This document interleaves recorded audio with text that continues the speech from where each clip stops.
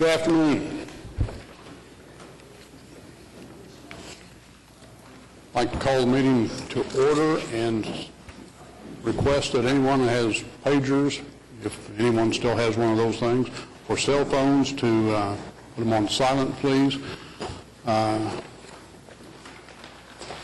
procedures are on the back of the agenda that you picked up out front. If you are not the applicant and you would like to address the commission, there's a slip for you to fill out and present those to our staff, and we'll call you when that case comes up. And I will note that at this point I have no slips, so I'm assuming no one wants to address the commission that's not an applicant. There's too many people sitting out there for that to be the case.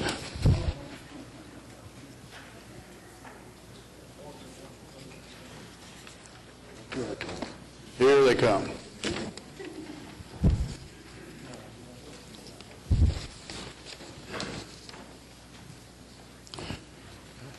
Has everyone had a chance to review the minutes?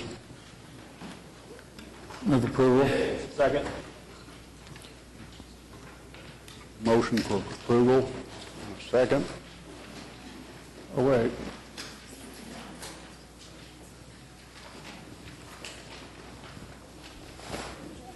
Wait, you vote. Oh, you're voting. Okay, that's 5.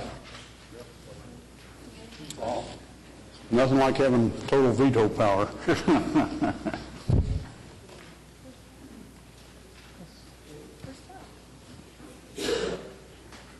He'll be here. Isn't that right? Yeah, no, we're fine. Yeah. Barbara, you continuances? Okay. We have 4 uncontested continuance requests, and they would be item B24, which is SPUD 844, to continue that until September 10th. Item B25, which is SPUD 833, to defer that to September 10th. Item B26, which is C6738, also, this one is to defer to September 24th. And item B27, case number C6539, to defer to October 22nd. Is there anyone present who'd like to address any of these continuance requests? Move the uncontested request. Second. Record your vote.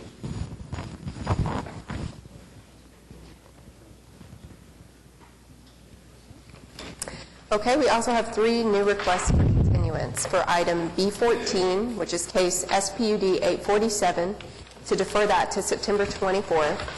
Item B20, which is C6743, to defer that to September 24th. And item B21, which is C6746, to defer to September 24th as well. Is there anyone who wishes to speak to us about items 14, 21, or 20? I have one person signed up for 20, and I will tell you that item 20 is the final plat for this. We are hearing item 18, which is the preliminary plat for the same thing. We're just continuing the final plat. So if you wish, I will hold this slip where you've said item 20 and change it to item 18, and when we hear that, we'll hear you. Thank you.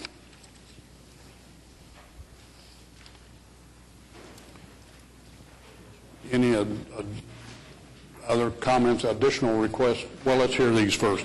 Any comments on these 3? Okay. Additional requests, continuance. David Box, 522 Colcord Drive. I would request a continuance of agenda item 2, CE 919. We received a protest letter, and we'd like 2 weeks to be able to go meet with the protester and see if we can't work out a solution on the access issue. Okay. Any other continuance requests? Is there a motion to continue items 14, 20, 21, and 2? Move approval of the new request for continuances. Second. And they are continued. Okay, so now on the consent docket, we have 2 items, since we just removed item 2 and continued it. Those 2 items are item 1, which is C-6736, the final plat of the Orchard at Raywood, Section 2, located west of Sarah Road and north of Northwest 23rd Street. And then item 3 is PC-10428 to rezone 927 East Reno from I-3 to I-1 district. Is there anyone here to comment or protest on either of these items? Move approval of the items on the consent docket. Motion and a second, and they are approved. Under items requiring separate vote, the first one is item 4, ABC 840 for an ABC 2 overlay of SPUD 569 located at 6150 Northwest Grand. Is the applicant present? Bill Comstock, 501 Northwest 13th Street. Mr. Chairman, members of the commission, I represent the end user of this property, Zoe's Kitchen. They're a regional chain with, this will be their 4th restaurant in Oklahoma, the 2nd one in Oklahoma City. They're Mediterranean cuisine, and the staff report says beer, wine, and mixed beverages. The application being submitted to the Able Commission is a beer and wine license only. And beer and wine or alcohol sales is not a critical component of their revenue stream. As a matter of fact, they opened up several months ago knowing that it would be later this year before they would get licensed for beer and wine. I'm glad to hear that because I've eaten at this restaurant, this particular one, and it seemed an odd component to me that there would be mixed beverage sales there. Yeah. Although I probably wouldn't have voted against it because the location would lend itself to that. But I'm glad it's just beer and wine. Right. If there's not anybody who signed up to speak on this matter, I'll move approval. Motion and a second for approval. Application is approved. Thank you. Item number 5 is ABC 841 for an ABC 2 overlay for PUD 1319. Is the applicant present?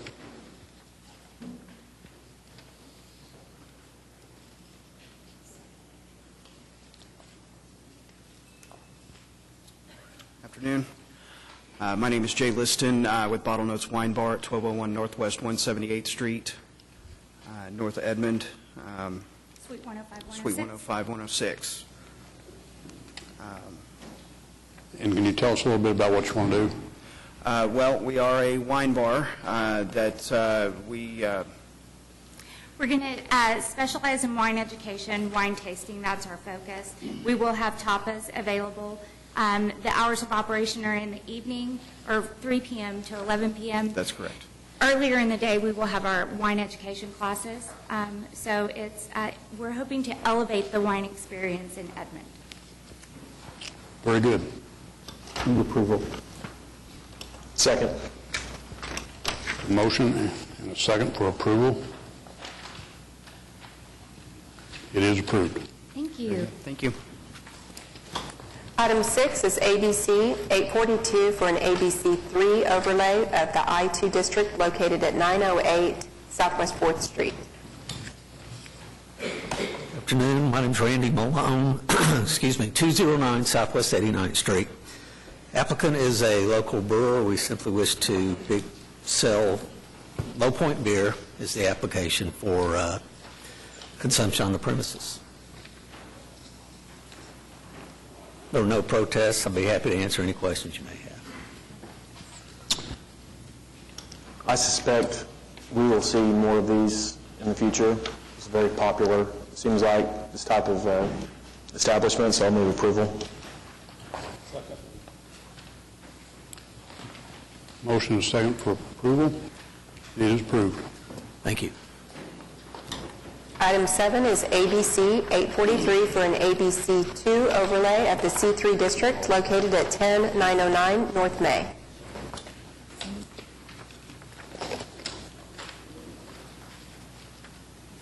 David Levetter, 400 Northwest 23rd Street. I'm making an application on behalf of Joe Youngman, the operator of the Future Hopscotch Restaurant. And this is the old dugout? Yes, sir. Is anyone here to protest this application? Move approval. Second. It is approved. Thank you. Item 8 is PC 10427 to rezone 110 Northwest 10th Street to the Historic Landmark Overlay District. Is the applicant present? I'm sort of the applicant. I'm staff to the Historic Preservation Commission, which has initiated the application. I'm Katie Friddle, sorry, staff in the Planning Department. The only question I have is our staff report makes a slight reference to the applicant being in favor of this.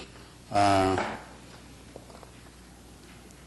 would like that assurance, if you will. Yes, I know it's been- the property owners have been working with staff and with the commission on this process. They appeared before the Historic Preservation Commission and spoke very favorably of the property being designated as a landmark. Thank you. Anyone in protest of this application? Move approval. It is approved. Item 9 is PC 10430 to rezone 1025 Northwest 63rd Street from R1 to the C3 district. Hello, my name is Phil Fitzgerald, 3900 North Santa Fe, Oklahoma City. We concur with staff's report and ask for approval. I have a question, Mr. Chairman. This little triangle, what do you intend to put on that little spot? Actually, it'll be working with the C3, so it'll eventually be a dental depot. This is, go ahead, Bob. I'm sorry, Dental clinic.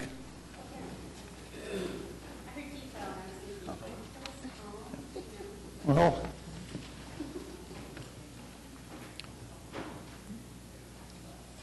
All of that property along there is C3. So I see no reason why this shouldn't be. My one concern was that without signage control, you could put some rather large obnoxious signs there. With the site triangle and whatnot, I doubt that's an issue. So that was my comment when I wrote it down, and that, you know, I would prefer that this be an SPUD that had a signage control, because you're dealing with Northwest 63rd, Northwest Expressway, and there's huge amounts of sign pollution all up and down all those places, and you're in a primary spot to do whatever sign you want to do with a C3 zoning, and that's with EMD, whatever, you know, so. They will meet all the city codes and requirements for signage. They won't ask for anything additional. Well, I like that statement, but it doesn't have any teeth in it at all.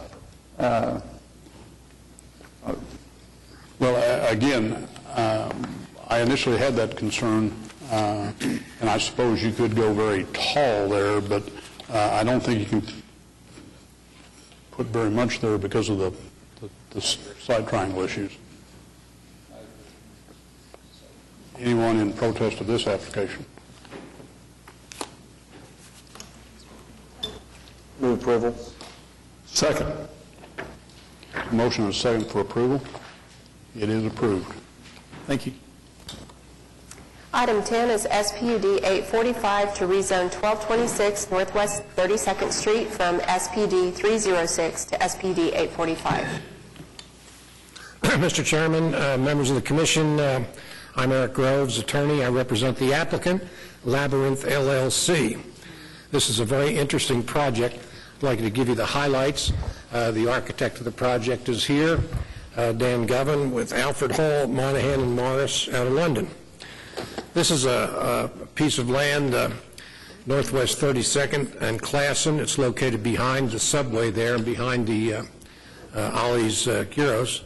The present zoning is SPUD 306, which has some underlying office uses and allows a patio for the restaurant. The zoning around it is west on Classen, of course it's commercial, north and east is R1, to the south is R1 and R2.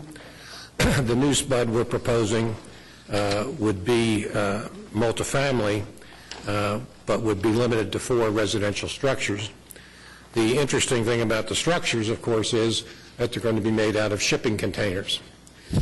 This has been done elsewhere in the city with great success. Mr. Govan is prepared to make a presentation that will give you the details of the design of the project, which are very interesting. We're enthusiastic about it because it represents infill development in a neighborhood that could use it. Some of you are familiar with the neighborhood. To the immediate east and north is not in the best of shape, and some reinvestment in that neighborhood would be a good thing. So we're hoping that it will, and Commissioner Powers has taken a thorough look at it. She may wish to comment. You may or may not need to hear the presentation. If you want to know how to make a residential development out of shipping containers, we'll tell you exactly how to do it. But that'd take about 10, 12 minutes, so I would defer to Commissioner Powers.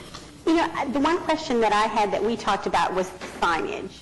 And when I initially looked at my photo elevation, whatever you want to call it, that I didn't see the lettering there. And as long as we can agree upon, you know, some kind of limitation on the lettering and size and I don't see any reason why it would need to be lighted, do you? That kind of thing. I did yesterday go and sort of take a tutorial. I took the afternoon and went and looked at the Contemporary Arts shipping container offices, and then I went over to OKC, which is where Anchor Down restaurant is, and happened to catch Richard McCowan there, who gave me like everything you would ever want to know about container construction. And my initial concern about this, frankly, when I looked at it was, oh, would anybody really want to live in that? And, you know, is it just going to turn out to be like a strip mall a year from now because the housing thing didn't pan out? Well, no, it's the greatest thing since puffed wheat. It's very cool. Young people love it. It's got a cool factor that's way up there. I guess they're doing it all over the world, not just all over the country. And all of my concerns really were assuaged by the not just cool discussion. I mean, the technical background he gave me about how you deal with the insulation, how you deal with the heating and air conditioning, how you do this and make it make sense financially, and so on. I know in the past, including OKC, which is movable, if not quite temporary, you know, we've looked at these kind of more as a temporary installation, and so I had some concerns about that as well. I really had all of my concerns allayed yesterday afternoon, and I think this will be an interesting project. It's a great infill attempt. You know, Commissioner Bright and I have been looking at these kind of grouped housing, you know, in single family, but, you know, on a tight lot. And this is sort of that concept. So, if there's not somebody here who wants to speak on this matter. Well, let me make a kind of affirmative comment to what your comments are. A long time ago at a law school, I lived just to the east of this on 33rd Street. And that neighborhood from that point all the way to Edgemere Park, you know, and then north and south 36th down to 30th is in dire need of uplifting.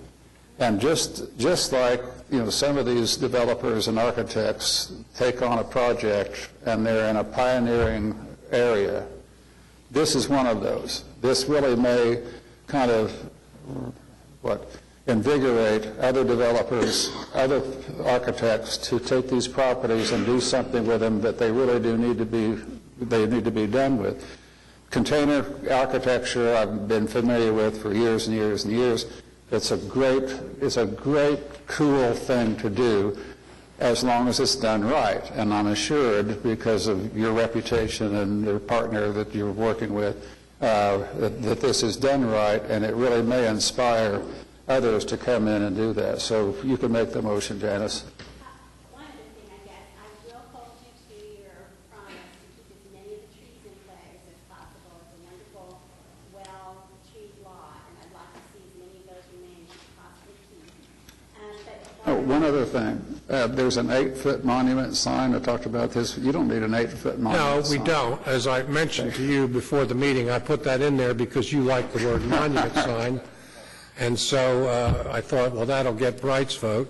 But no, we don't need an 8-foot monument sign. We do need some sort of signage that identifies it as Squirrel Park, which is what we're going to call it.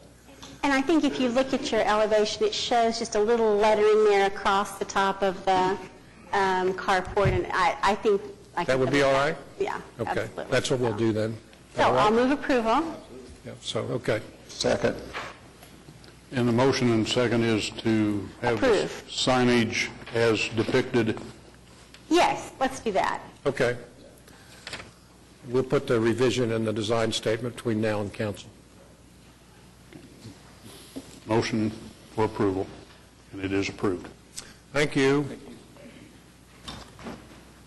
Item 11 is C-6745, the final plat of Forest Village Estates, Section 2, located south of Northeast 36th Street and west of Bryant Avenue. Good afternoon, Mr. Gales, members of the commission. My name is Dwight Butler with Anchor Engineering for the applicant. I have read and agree with the TEs. I would, however, like to clarify number 5. Speaking of the 30-foot lot width, I just want to clarify that that is at the building limit line.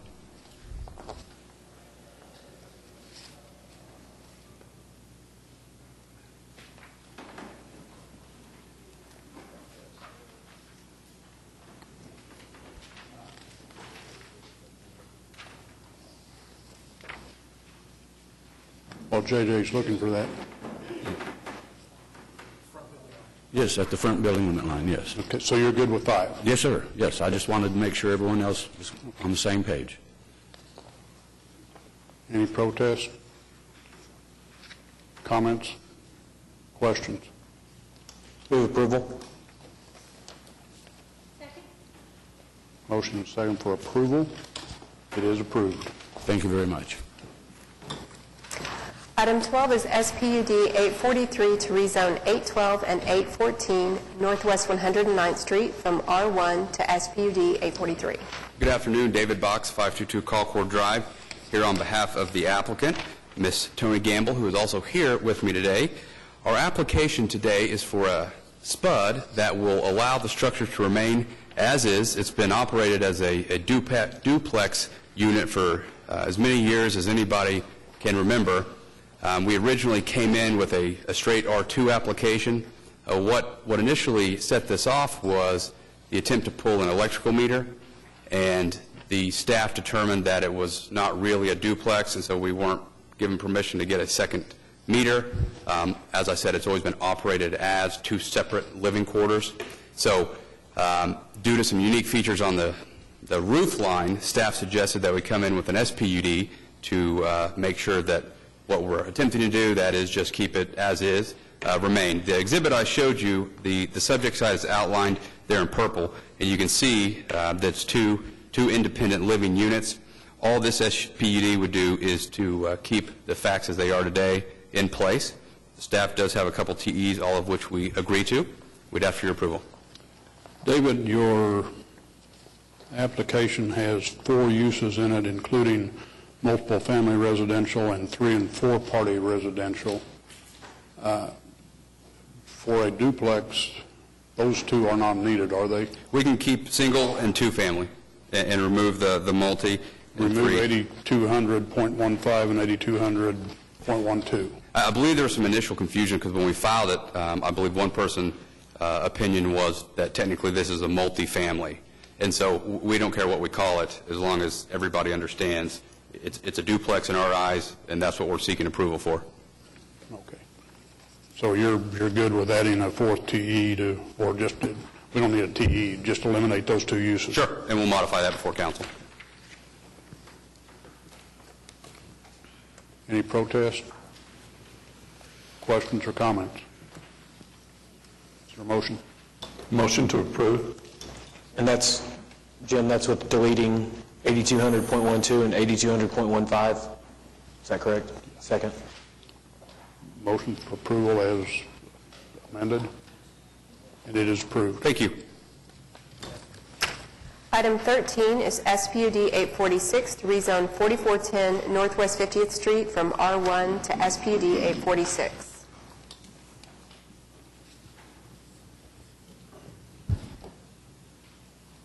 Good afternoon, Tim Johnson on behalf of the applicant. This is a piece of 50th Street that uniquely only has one or two lots that are R1 still. As you can see by the map that is above in front of you and this one, there's C3, R4. This is the R1 lot. This one is an R1 lot that the person that's purchasing it would like to use it as an accounting office. And that's why we're here with the SPUD.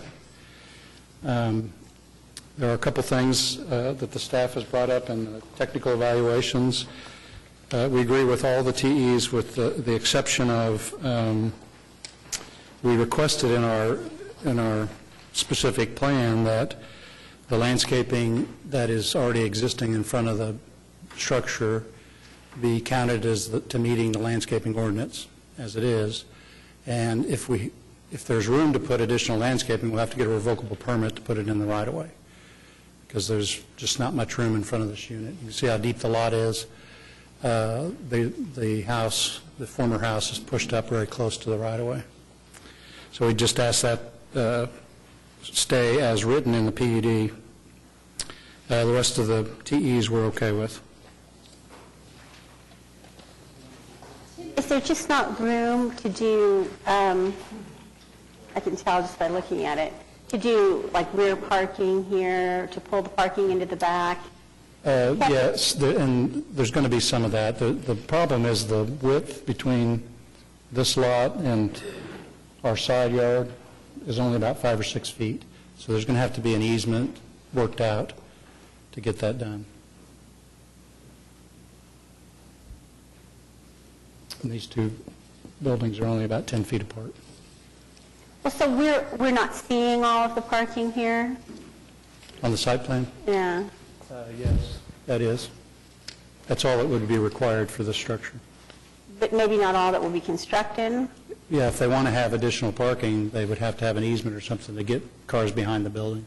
Well, then I would like to see some limitation on whatever parking is constructed to keep it away from the back property line, a substantial difference. It is a deep lot, and this kind of a use really should not be a disturbance to the residential users behind you, Agreed. as long as there's not parking, you know.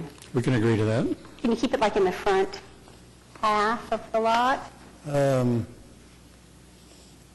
The accounting office, I wouldn't think you'd need that much parking. I wouldn't disagree. Maybe a rear yard setback of like 50 feet. I don't know how deep this is.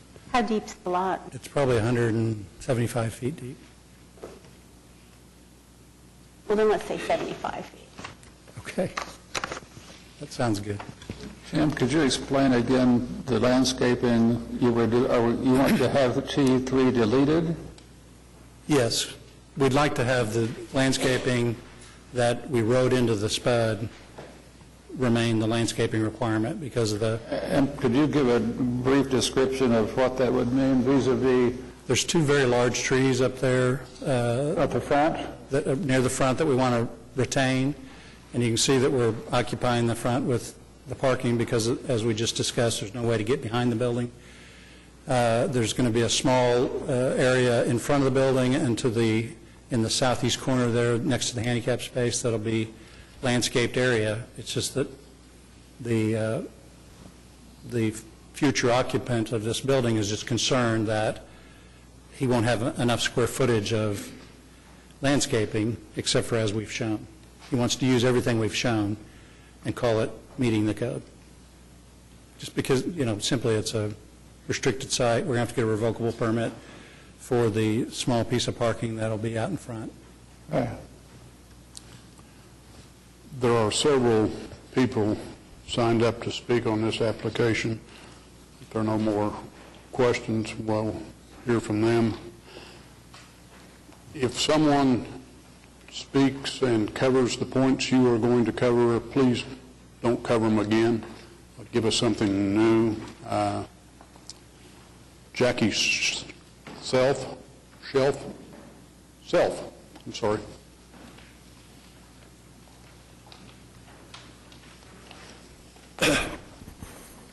I live right south of the building where they're going to build at, just on 49th Street. And when you put that building in there, our property is going to go down. And you'll see some more pictures here fixing to come up. And it'll run on 49th Street. This is a neighborhood watch, and we try to keep it clean as possible. But if you put that big old building up there, it's going to run at 49th Street, and it's going to look terrible. And I've lived there 40 years, and we've not had any problem, but just want to keep building something. But when you build something that interferes with the neighbors, you know, that's hard. But if you live that long and then first thing you don't hear come these big buildings, it's wrong. You know, we pay, it's like y'all do our house, pay it off, then somebody comes in, then your property's going to go down to nothing. And I'm too old to move anymore. But that's what I need to say. Thank you.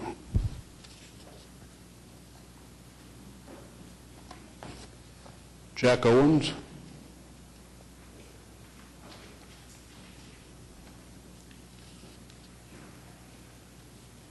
I'm Jack Owens, 4333 Northwest 49th. I own the property just west of the apartments on Northwest 50th, 4330 Northwest 50th. My son resides in that property. I own the property at 4333 Northwest 49th, which will be just behind and to the little to the east of where this development is proposed. I also own the property at 4317 Northwest 49th. There's 3 lots and 1 home there. And when I develop the other 2 homes on those lots, we're going to have serious flooding problems. Currently, the lady that owns 4321 Northwest 49th is unable to be here today, but since the building of the large apartment complex there, she encounters severe flooding during the few times we get good rains in Oklahoma City, and that's a concern for all of us. There is no alley between Northwest 50th and Northwest 49th.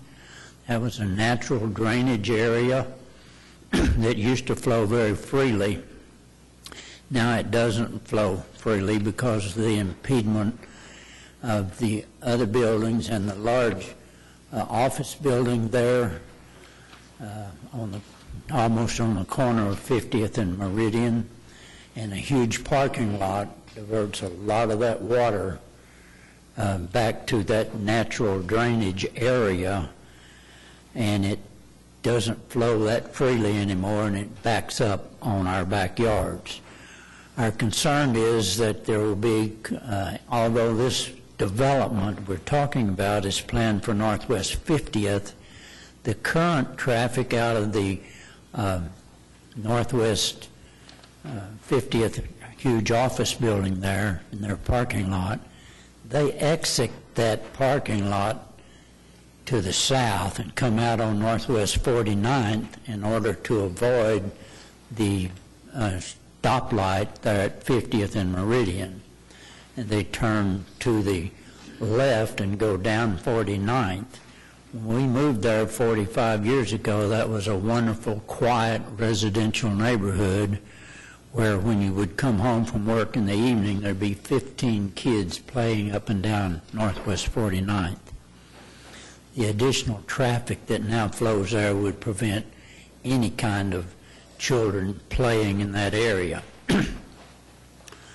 The flooding has increased considerably, and when I develop those other 2 lots at 4317 Northwest 49th, there will be additional problems there. Unfortunately, Judy Nash, who owns 4321 Northwest 50th or 49th and has the most problems with the current flooding situation, is not able to be here today. We have watched that area develop commercially considerable over the last 45 years. I do not object to progress, but we do object to the infringement on the commercial or to the residential properties in that immediate area. Thank you. Jackie Sill? Or Michael, I'm sorry, head Jackie. I'd like to give you a few pictures. The first two pictures are of my house at 4401 Can you give us your name and address? Michael Self, 4401 Northwest 49th. The first two pictures are of my house, from a picture from across the street that shows the trees behind my house, and my back porch, where I spend a lot of time after work relaxing. The next two pictures are the front of 4417 Northwest 49th Street, which you can see the office building behind it, and the backyard of that lot. I strongly object to this building or change of rezoning. I am one of those children that Jack Owens talked about growing up on 49th Street. When me and my father, when our family moved there, the west end of 49th Street was a gravel road. And I grew up there, and now I have two children that I raise on that same block, and I would really appreciate not having this change go through. That's all I have to say. Thank you. Thank you.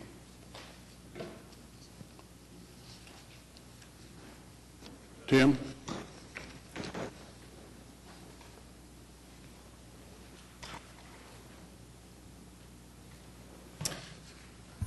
First of all, I didn't know there was any protesters that I hadn't been reached out to on this, but they obviously have a lot of problems that are brought about by a lot of heavy zoning change and larger developments along that 175 to 200 foot strip south of 50th. It's obvious that this portion of 50th Street, not unlike the portion of 50th Street as you go closer to the highway, is converting to office and commercial. Due north of 50th Street here is a very deep commercial, formerly grocery store. It's now a big bingo parlor.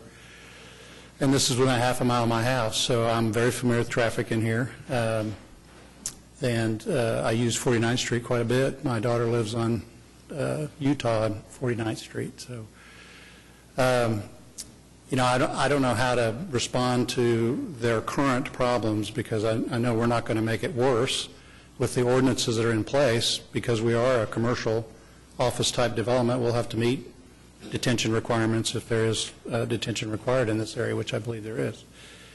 That's part of the Deep Fork Basin. So we have O2, straight O2 on both sides of the property. It makes sense that this be zoned for an office, small office building. I'd be happy to meet with these folks and discuss it further if that's the pleasure of the commission. Our hair's not on fire, but we'd like to move forward. Tim, I was confused, and still am.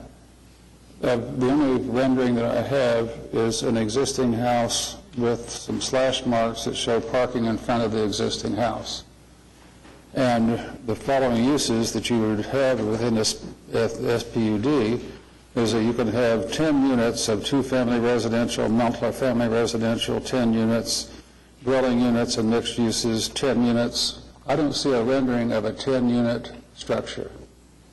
I don't know, there's nothing in my packet that shows what you might intend to do, and I think that's where the concern is of the protesters, is that if you still have a house and you've got parking spots in front of the house and a landscape backyard that looks like a residential backyard, That's one thing totally different than what I'm hearing and what I'm seeing on your application. And I can't support this if, in fact, there's another whole thing that's going to happen, because we've dealt with this many times, is the losing the integrity of a neighborhood and what happens behind it. In my neighborhood in Linwood, there's a Sonic drive-in that's just polluting behind it, the neighbors. I mean, it happens.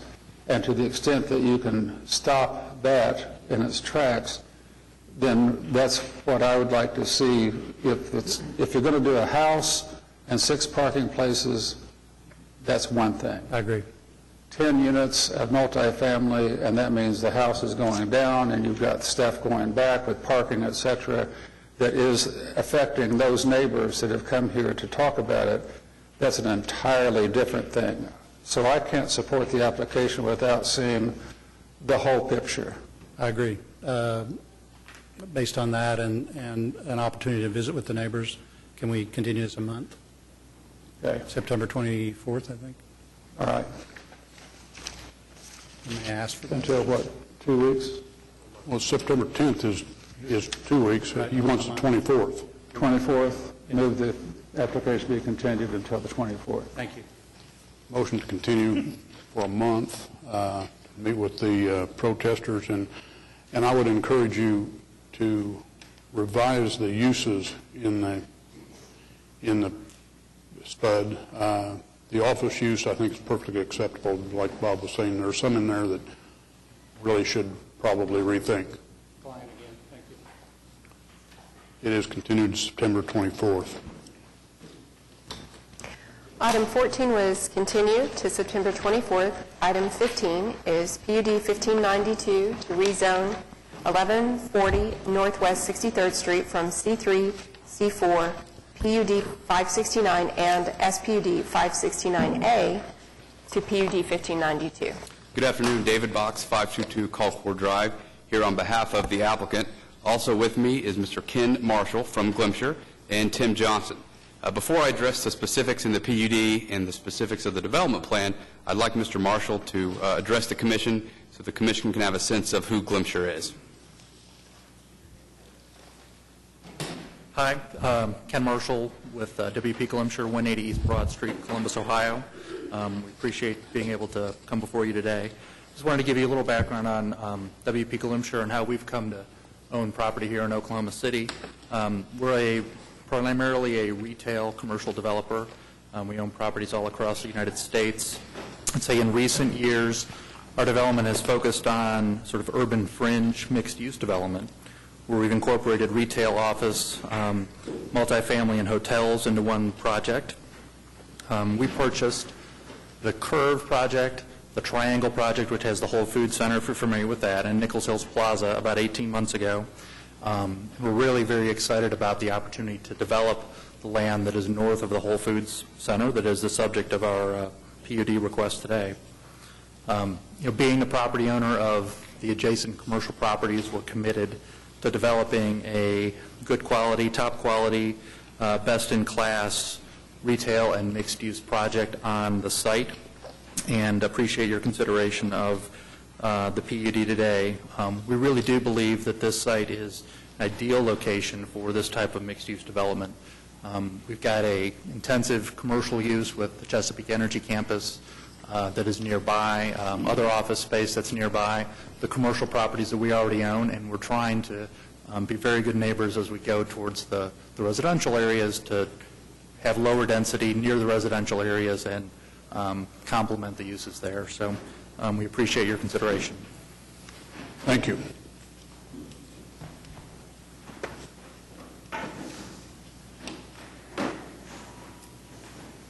I think it's important to note, when we look at this site, it really is a wonderful example of an infill project. When you look at this aerial, it really highlights there are no other available large tracts of land to develop commercially in this part of the city. And with the closeness of Chesapeake and all the other residential My client is convinced that this will no doubt be a successful first-class project similar to the Curve, the Triangle, and Nichols Hills Plaza. To address what we have proposed, we have a mixed-use development. Now, as you note, the site is currently zoned to a combination of C4, C3, and a SPUD. And so what we have proposed is a true mixed use, but a significant reduction in uses than what's permitted on the site today. The reason that we do need to rezone is because we are including an element of multifamily. We do have in the PUD the request for a 500-unit multifamily project, but unlike a typical suburban multifamily project, this will be a RAP project, which stands for residential around parking. That is common in urban downtown areas like we have here. The benefit of those projects is when you see the apartment complex, you don't see the big structured parking, and that's because it's all interior.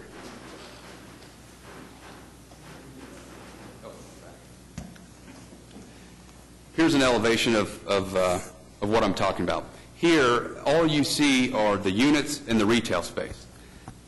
The parking is dead in the center, and so we've actually written it into the PUD that the structured parking garage won't be visible from any of the residential uses. And so if anyone's familiar with the level or the edge, those are all RAP projects, and they work out great, and I think they provide a wonderful visual line of sight, and it's, to my knowledge, the only non-downtown project that I can think of right now.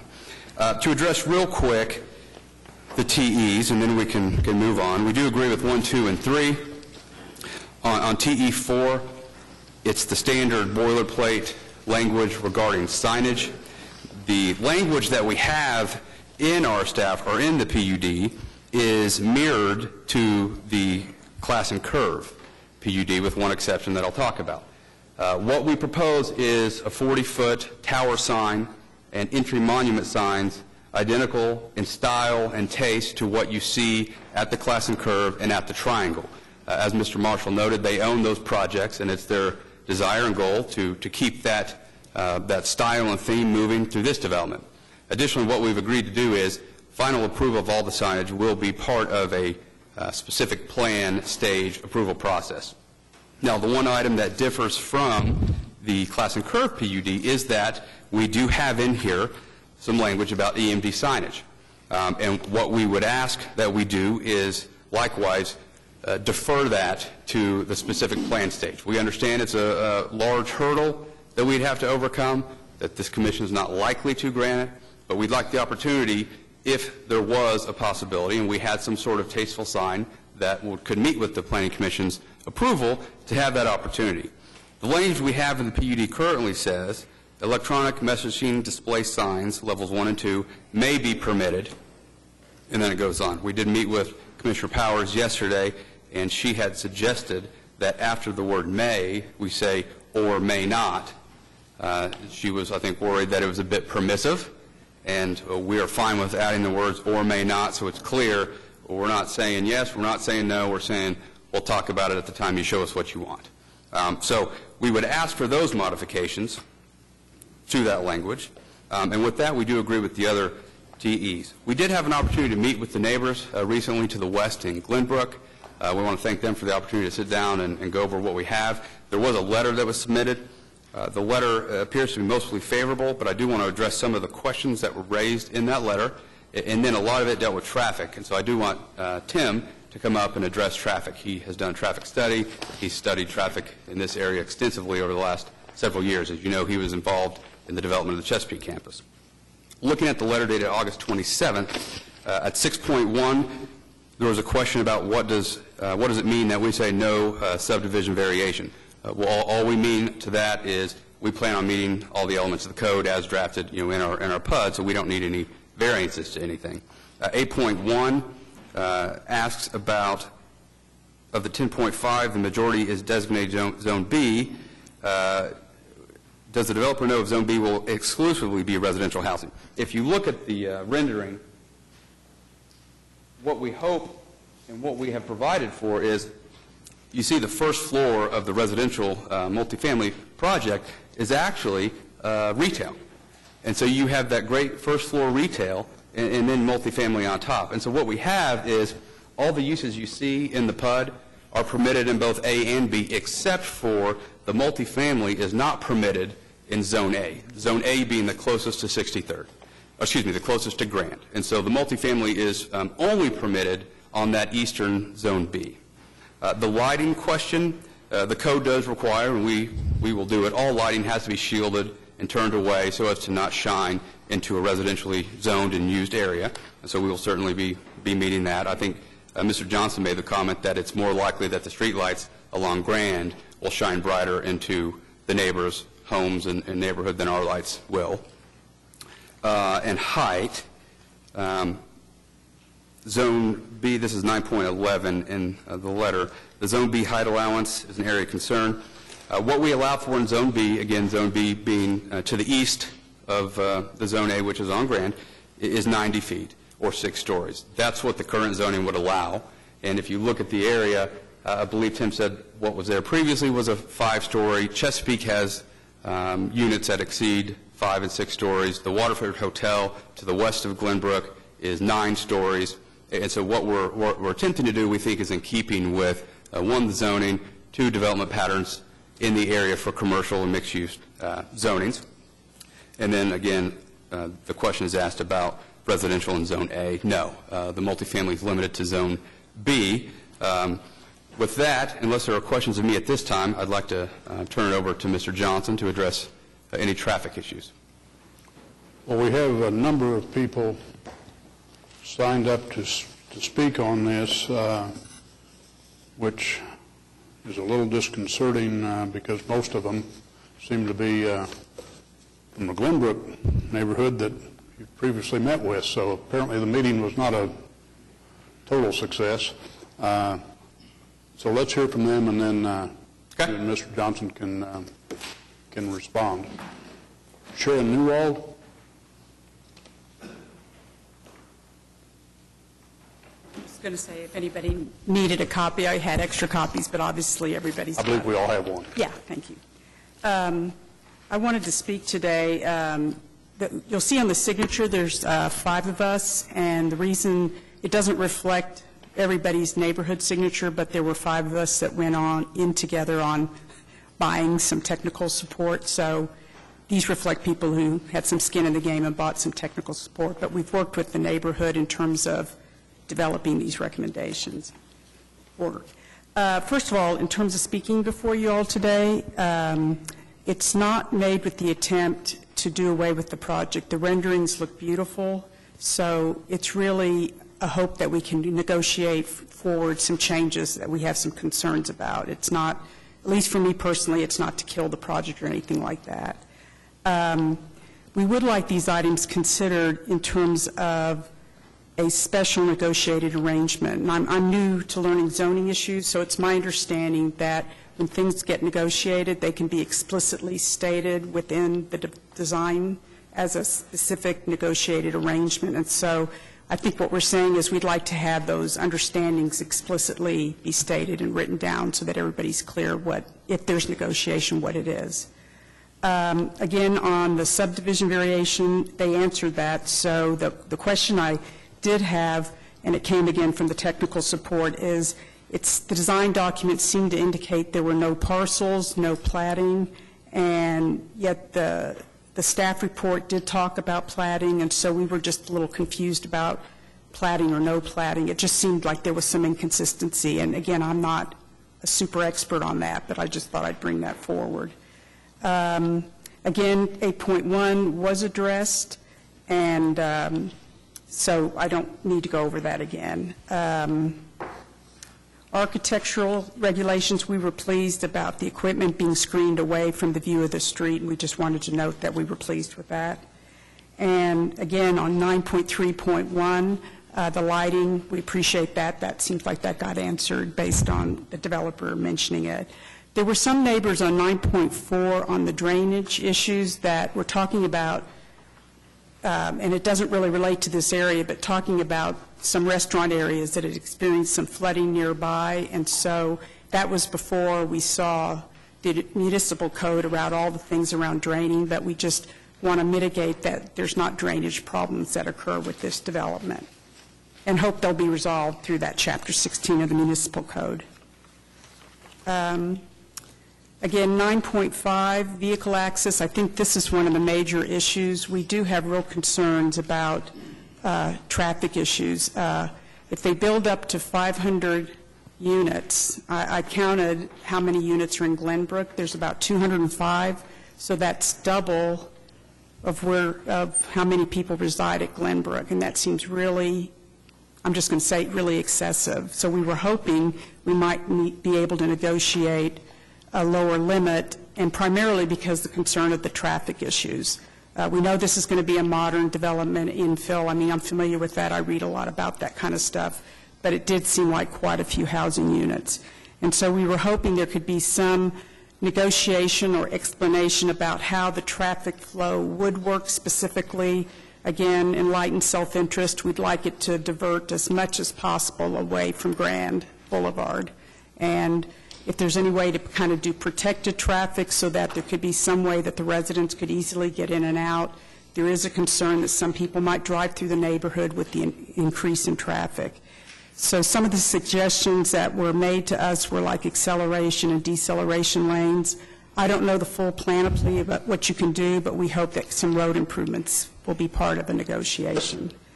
Parking is another area we are extremely concerned about. The way I understood the advice I got, that usually the municipal code requires, whatever's required in the municipal code is considered a minimum. In their design statement, it has some language around a 15% reduction, and in reading it, it didn't have a lot of specificity. It seemed a little vague, and so we think with that much housing and that much commercial, that parking will be crucial because we don't want spillover into the neighborhood. And I don't know how likely this is because I know there's going to be high-end rental housing, but for a while my next-door neighbor in Glenbrook were 3 single people that lived together, and each of them, they weren't married, they were just college friends or whatever they were. They each had a car, so if assumptions are being made that you have a 2-car family and yet you have a lot of young, well-paid professionals from Chesapeake choosing to reside here, I'm just really concerned about parking and whether some of those requirements should even be increased. Electronic signs, feel kind of strongly about that. I would vote to not have electronic signs. I really don't. I mean, the renderings are beautiful. I mean, seriously, this is going to be so upscale. My sense is your advertisement is your buildings, and I would just strongly suggest that we don't have those electric signs, and I just would wish that that part would be off the table. And living on the corner of Glenbrook and Grand, you know, our condos are going to be the ones that take that hit. So again, it's kind of enlightened self-interest. 9.10 is just, since I'm not an expert in this area, if there is any road changes made, I don't know what that does to the setback. So it was just a question reflecting my lack of awareness of that. And then again, the height regulations, that really feeds in to the number of housing units. And I did read that, you know, there was some discussion, I don't know if it was in a staff report or somewhere, that talked about buildings 6 floors and higher, that they need to minimally have adverse effects on the nearby neighborhood. And the Waterford Hotel is not a neighborhood, Glenbrook is, so we just hope that there'll be some negotiation around that. The last 2 things were really about plats, and again, I'm not a plat expert, but it just seemed like there was some questions about how would the parcels be subdivided for practical usage. And then the final thing, and again, this is me wanting it this way, I envision being someone who want to walk over to the development and go to the restaurant, if there's entertainment there, whatever's going to be there. So just curious about safety and security for the residential units as well as the commercial uses so that it's a real safe environment. I envision that probably the developers thinking the same thing, but we were just curious what that would look like. And then here's the signature of the people, and I don't know if anybody else in the neighborhood wants to talk, so, but that concludes my remarks. Thank you. I believe there are a number of people who would like to speak. Okay. I believe this is Bill Ho. Ho. I want to take 2 seconds. First of all, I'm really happy about awareness of signage just in Oklahoma City. That's really good. We also have a place down in Naples, Florida, and it's the strictest you've ever seen. They're that tall. And if we can get closer to that, that'd be good. So really, it's just signage for me. But the other really obvious thing is the plan for Grand Boulevard, because Grand is the conduit to 63rd to Classen and Western, and that's where the buildup of traffic is going to be. So if we're going to, see anything, I think we need something that's comprehensive for Grand Boulevard to alleviate traffic, because I would wager that for access, as I understand it, there's one entrance from Western, there's one entrance from 63rd. There's two? There's two? There are two onto 63rd, but one of them is really just a service entrance for the building that'll be on the corner. Okay, but that's not access for the... No. Okay, so there's one and one. That's right. Okay, so there's one and one. And I don't know what's proposed for Grand as far as entrances in the property, but it looks like a good place to go, to go in there. So just handling Grand, and so those are my key interests. Thank you. Thank you. Jay Spradlin.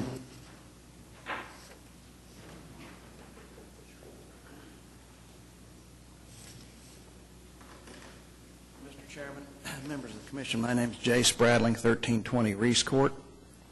I want to express my 100% in favor of this project. My remarks are a little premature in that I haven't heard Mr. Johnson address the traffic issues. None of us have yet, so I would like to reserve some time if I feel it's necessary to come back to the Commission if I have something more to add. At this point, I have nothing further to add. Thank you. Thank you. Richard and Becky Brooks.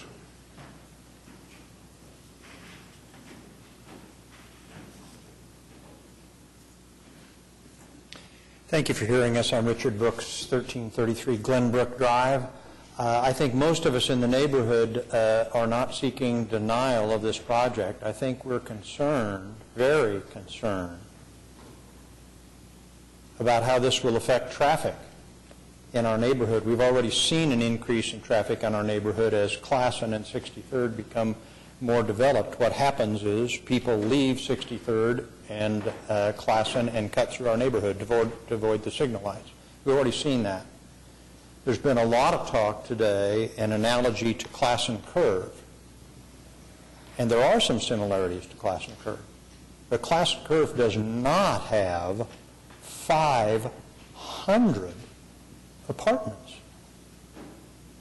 If you look at Glenbrook, it's composed largely of rather large homes, 4,000 to 6,000 square feet, on reasonably good-sized lots. And we live there because we want a quiet, tree-lined neighborhood. And not much about Classen Curve has affected that. The traffic's increased, more people cut through. But 500 families is going to change the integrity and the character of our neighborhood. And it's going to change the traffic pattern. So thinking that this is similar to Classen Curve, as we heard a number of times in the presentation, isn't really accurate. Those are our major concerns. I would say I think they've done a good job of addressing lighting, and it certainly looks like a first-class development, but we can't be fooled. They're going to put in the space of 500 apartments in the space that in our neighborhood would be maybe 18 to 20 families. And that's a concern. I'd like to reserve any additional time to speak after we hear about the traffic. Thank you.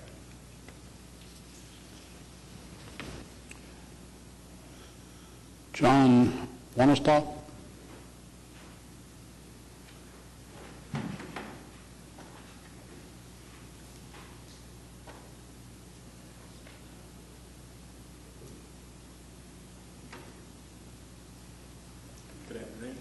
Afternoon. I'm John Womastic. I'm at 1508 Defner Drive in Glenbrook. I support the things that I've heard said from other fine folks from our neighborhood. I would say Classen Curve is a bit of a speedway, the way it's designed. and the entrance and exits for the curve are positioned such that it's actually dangerous for cars getting in and out of there. Now, I know that's around the corner from this, but we're also, again, looking at 500 apartments and a whole lot more traffic for our immediate area. Looking at the map, the design, there's one entrance off of Western. A couple of buildings are positioned such that kind of moves traffic around in a slow way. That could be opened up perhaps in such a way that it directs most of the traffic in and out of the apartments through Western instead of Grand. Grand is already increasingly becoming burdened by traffic from Whole Foods and people accessing Nichols Hills. That's all I got to say. Thank you. Thank you, sir. I guess now would be a good time for Tim to talk about traffic, since that seems to be a major... Yeah, let me address a couple things real quick. A bit of good news, we will withdraw our request for EMD signage, so we'll just dispose of that issue today. So there we have it. No EMD signage. We'll withdraw and delete that sentence. On the issue of plating, plating is not required. We specifically state it in the PUD document. There may be a boilerplate reference in the staff report from one of the other departments commenting, but the PUD itself says no plating required, which is common in a commercial development. On the parking issue, the language that we include talking about a reduction comes at the encouragement of the planning staff. In commercial districts such as this, they encourage that. I can assure you my client's interest and the retailer's interest is to have what we need, if not more parking, to satisfy not only, obviously, the residential units, but the retail component as well. We do not believe that there would ever be a scenario where people would be parking in Glenbrook and walking across the street. We believe there will be more than adequate parking here. When you see the parking on the exhibit that's on the screen, which matches this, this looks like a surface parking lot. That's obviously where the apartments go. This is just showing one level. You can extract that out to multiple levels of parking that will serve both the retail and the residential component of this project. The setback question, setbacks are based on property lines, not the road right away. So the setbacks as defined in the PUD, and as you see here, wouldn't be affected unless the city came and took some of the property. And then I'll let Tim talk, but one of the issues on where the traffic's going to be diverted from the apartments, our hope and goal, when you see, if you visualize this as the apartment project, you've got the exit out of the garage right here. It's our belief that these folks would come right here to access Western with a light. And similarly, on the north entrance and exit, they would go straight out here and possibly in the future have a light there. But rather than trying to meander your way through a commercial district, we think folks would pop out here or pop up there. So I'll let Tim talk about traffic. David, that illustration of the traffic flow from the apartments really makes sense. So my question is, has that been presented to these people in the Glenbrook meeting? Have they seen this? Yes. And I believe some of the folks that talked maybe weren't at the meeting, but these are the exact renderings and exhibits that we had with us at the meeting, and Tim addressed all the different traffic studies he's been involved in at that meeting as well. Thank you.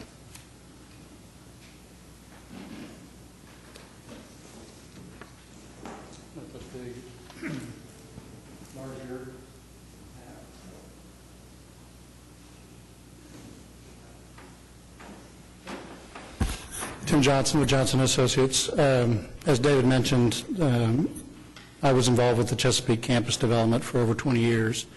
And through that process and with the cooperation with the city officials and the City Public Works Department, there's been a tremendous amount of traffic work done in this area. You might say that the table's been set for the redevelopment of this property.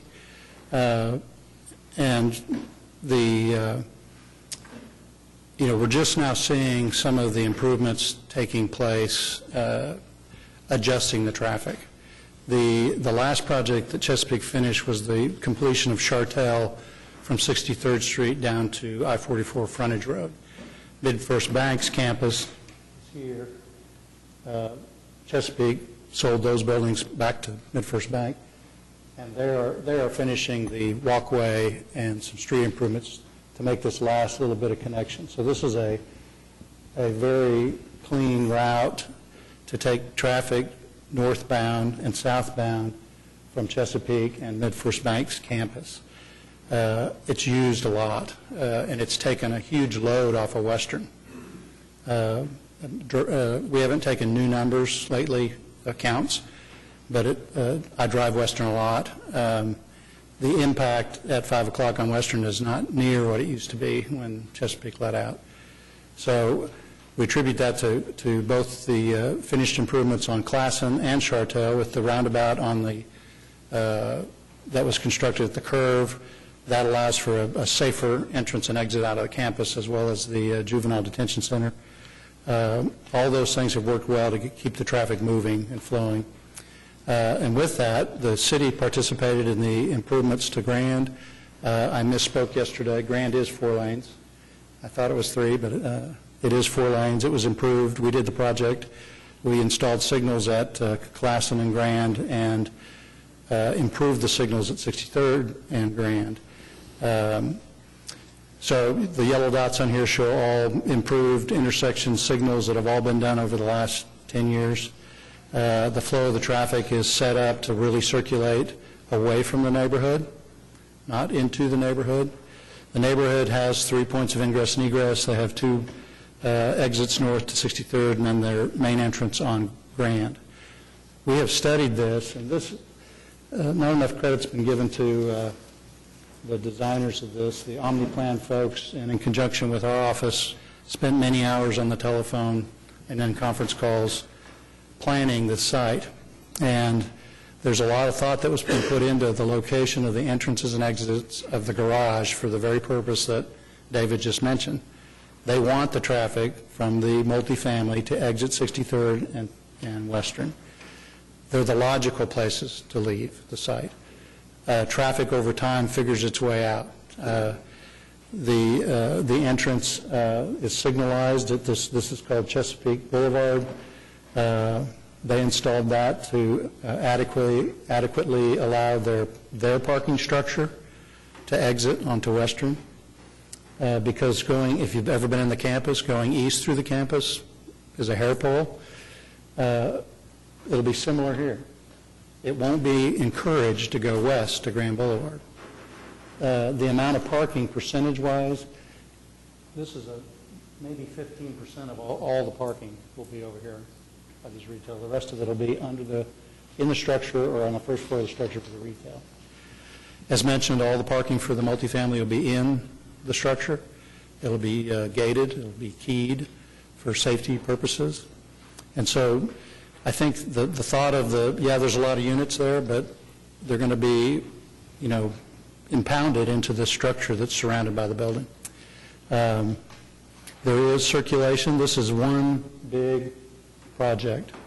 We have a total of 8 points of ingress and egress on the project. That does not include what Chesapeake still owns here. Could we put more drives on Western? No. We don't own any more frontage. There is 2 drives on Western now, the signalized one here and the entrance into Whole Foods.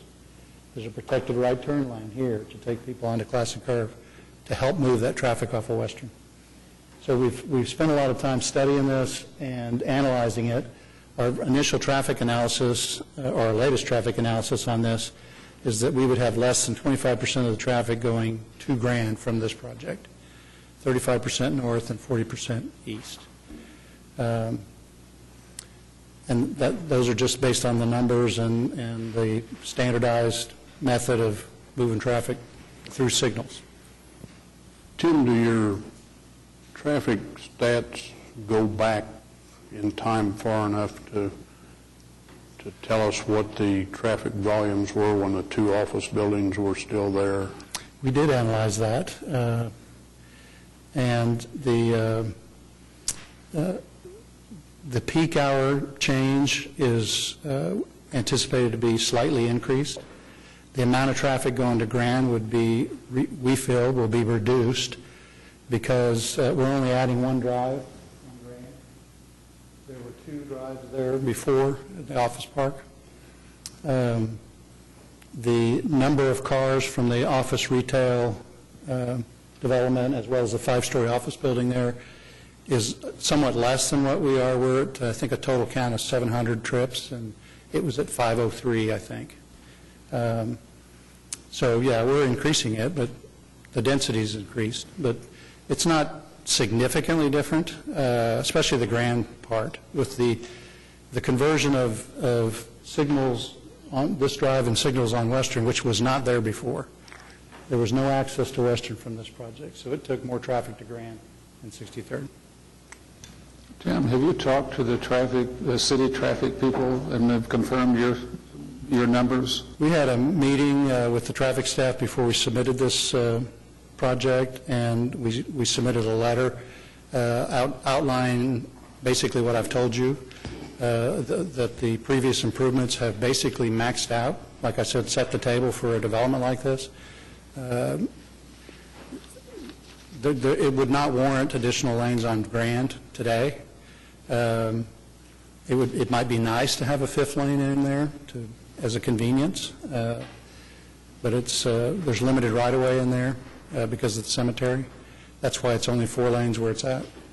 Well, I have to say that back in the day when we were working on improving Class and Curve and the Whole Foods, and my comment at that time was, boy, you're going to be in trouble.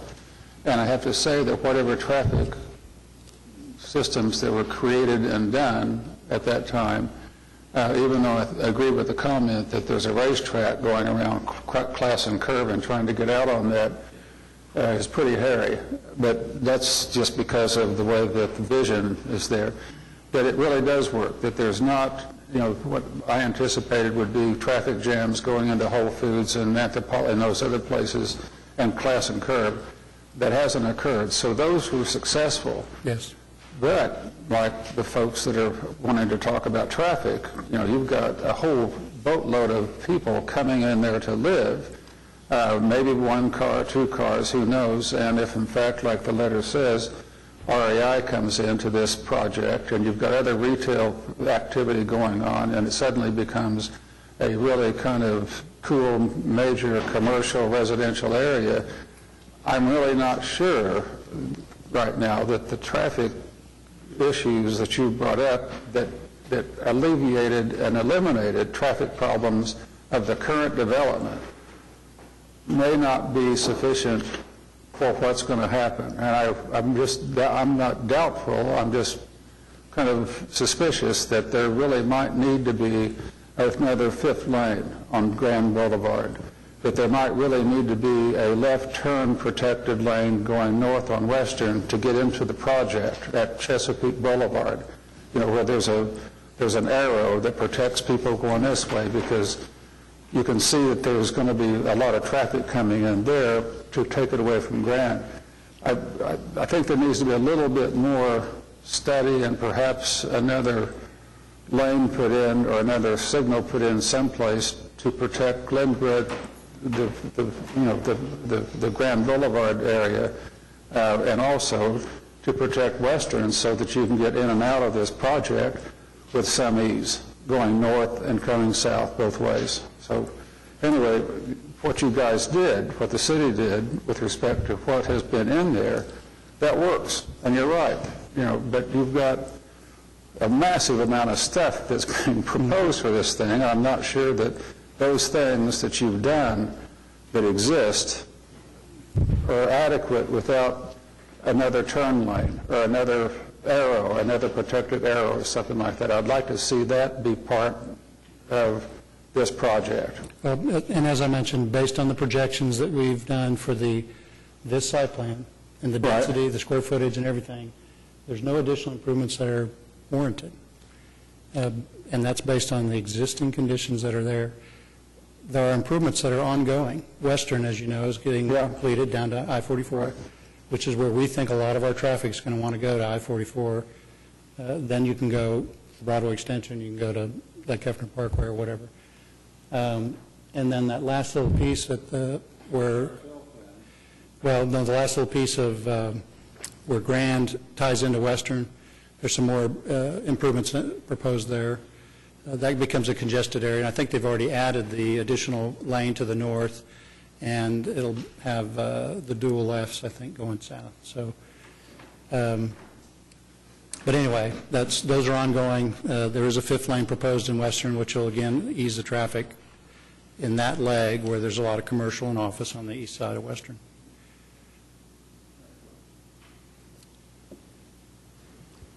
I did want to answer the drainage question as well. There's been a tremendous amount of work in this area on drainage as well as traffic. The open channel that used to go through that parking lot has been enclosed into a very large box culvert. All that was designed to carry the 100-year flow. Oklahoma City improved their structure on Grand in a separate project from the widening, and that was done before we actually widened Grand. Now, there are some problems upstream of that, but we won't be contributing, obviously. And this property, if detention is required because of any increase in impervious, we'll have to provide it. Thank you. Now that we've heard Tim's traffic comments, Jay, do you have anything additional?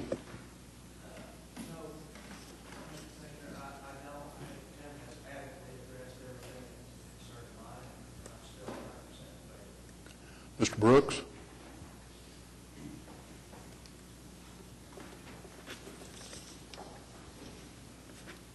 Just very briefly, I think a couple of things. The idea that we can't add another exit on Western, that's probably true. If you have less than 500 families, you don't need another exit. That's the key to the problem. He said, we believe 25% of the traffic, only 25% of the traffic would go on Classen. If those numbers are correct, then we have all of the retail traffic plus 125 families that aren't there now. Mr. Bright, you mentioned something about Classen Curve being a little bit of a racetrack, not as bad as you had thought it might be.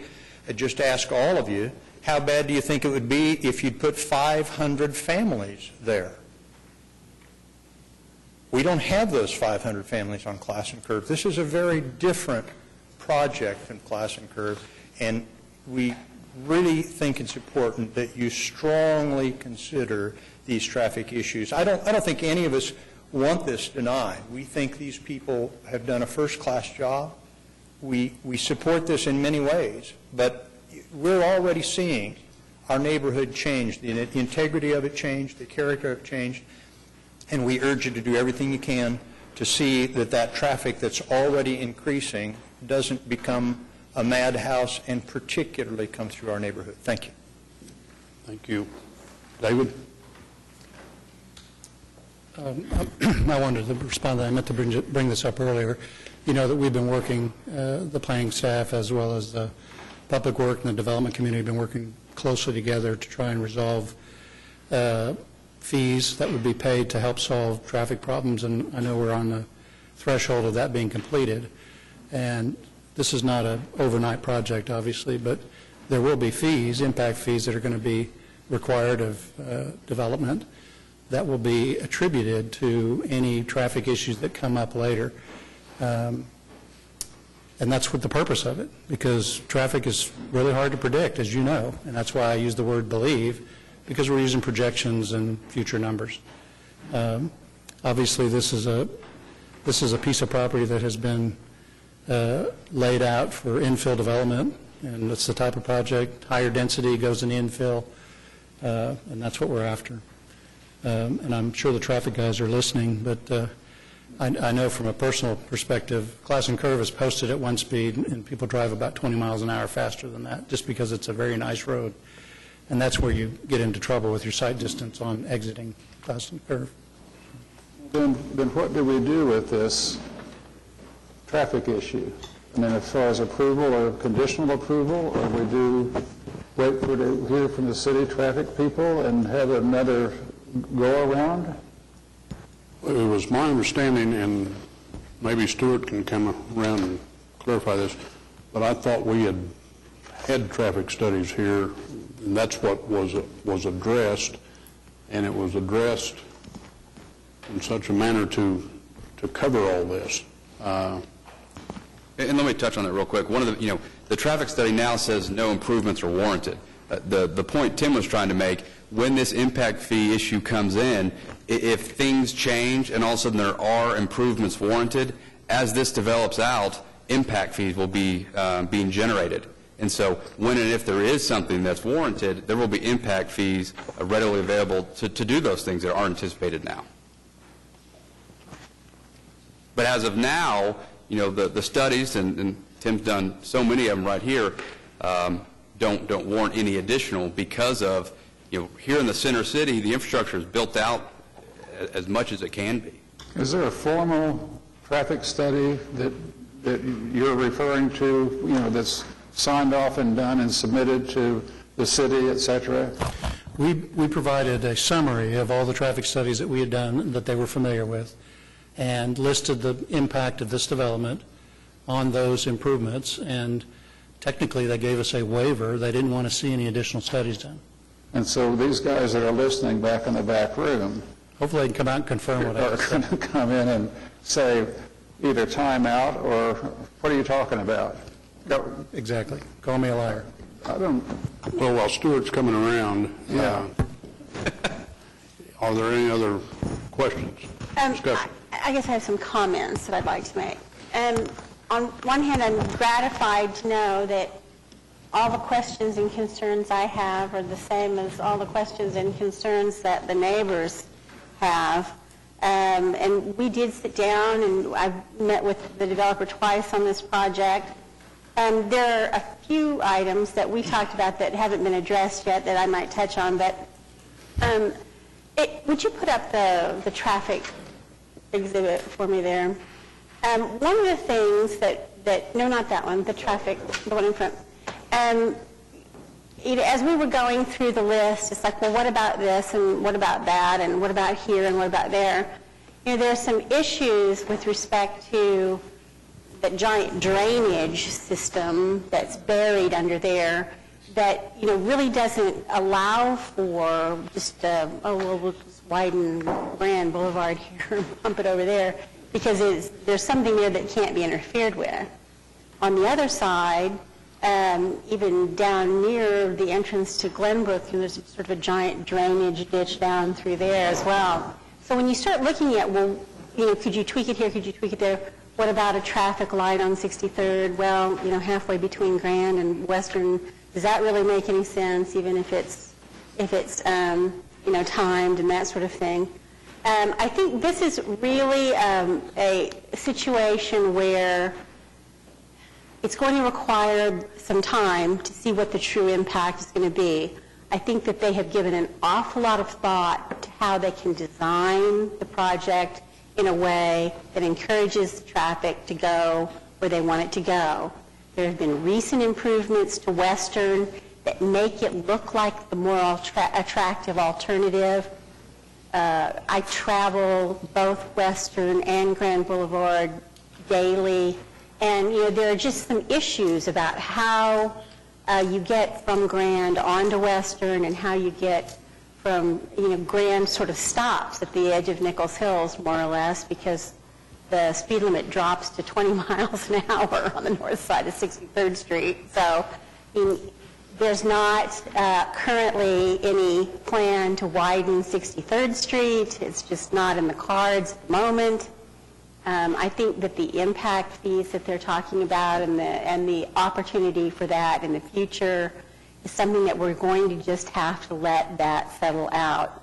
I am convinced that the developer is absolutely committed to making it as easy as it can possibly be to get in and out of this site.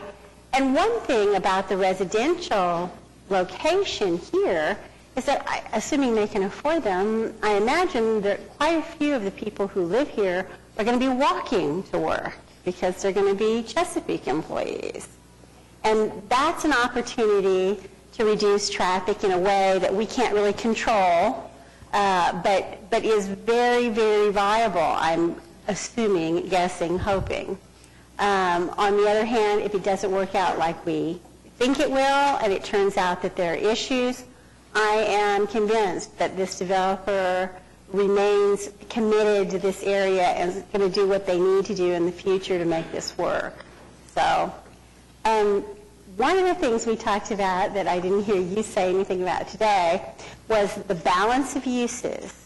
One of the concerns that I had when I first looked at this project, I will call it the Quail Springs Syndrome, is that I don't want the residential to go in and be wildly successful, and suddenly they decide, you know, this retail thing's not really working out so great with the price of oil being what it is, and maybe we should just build more apartments. So we talked about the balance of residential versus other uses.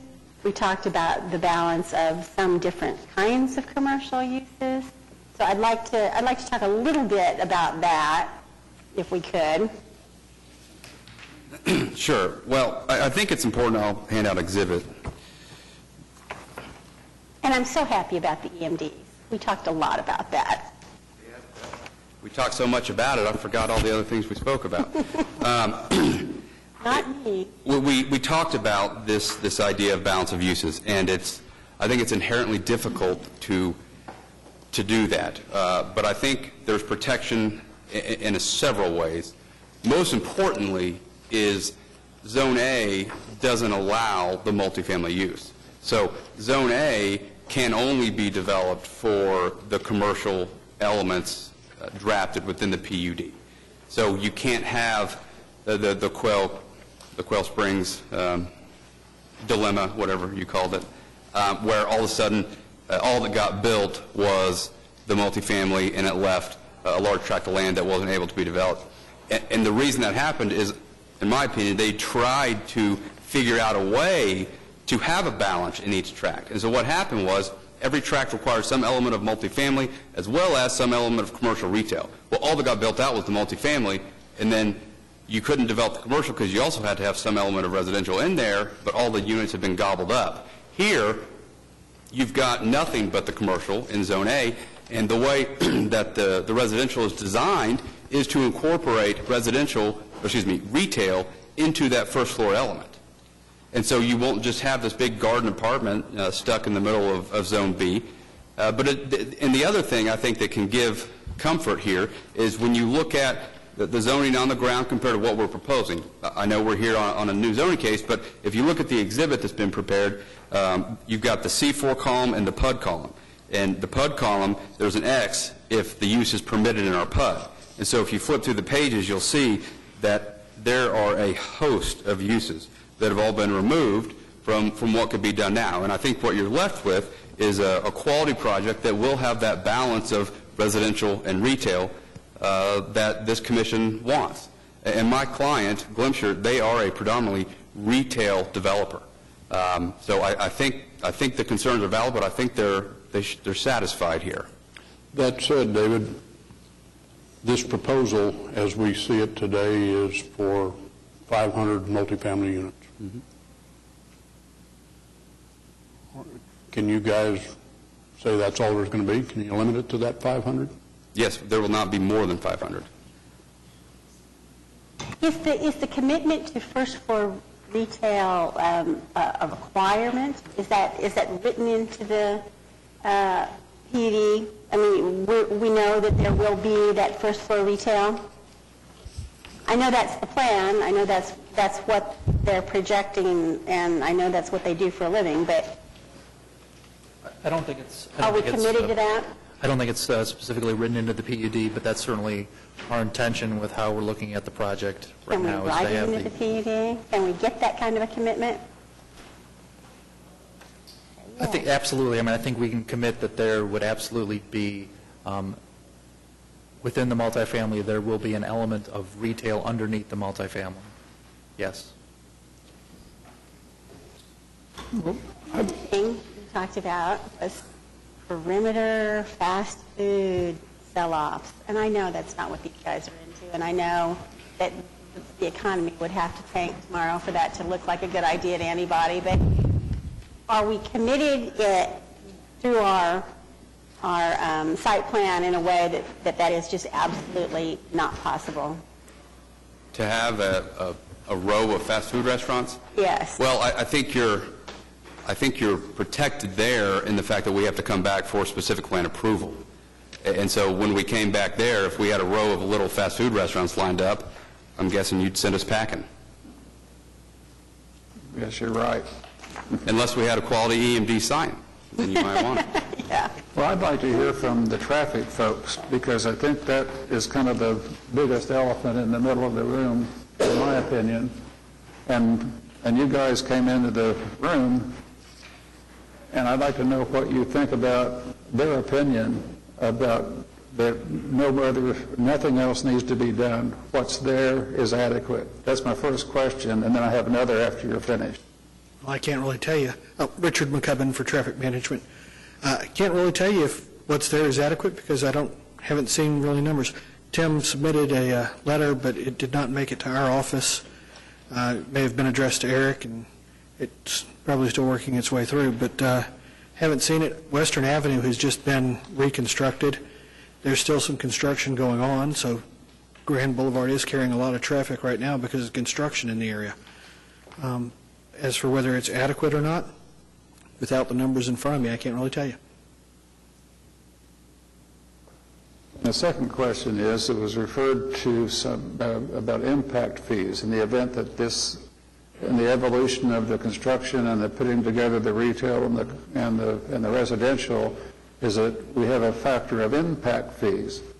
And my question to the planning department is that part of the new comprehensive plan impact fee discussion that we're having, or is this something that we would want the developer to agree to, that if there's additional signalization, they'll pay for it? No, I think what they're mentioning is the fact that the city is considering instating impact fees, and that once those impact fees would be in place, this project may be submitting after that. So they would be subject to paying an impact fee for this development. And then in the future, if there are any traffic improvements or if they create any capacity issues that an impact fee would then be used for, that it could be put in place sooner than if we had to do it through a general obligation bond street improvement project.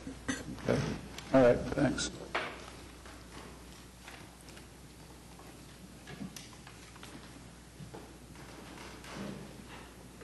Just for the record, that I'm not a liar. I gave him a copy of the letter. I could be a liar, but in this case. You had one more thing to say? Yes.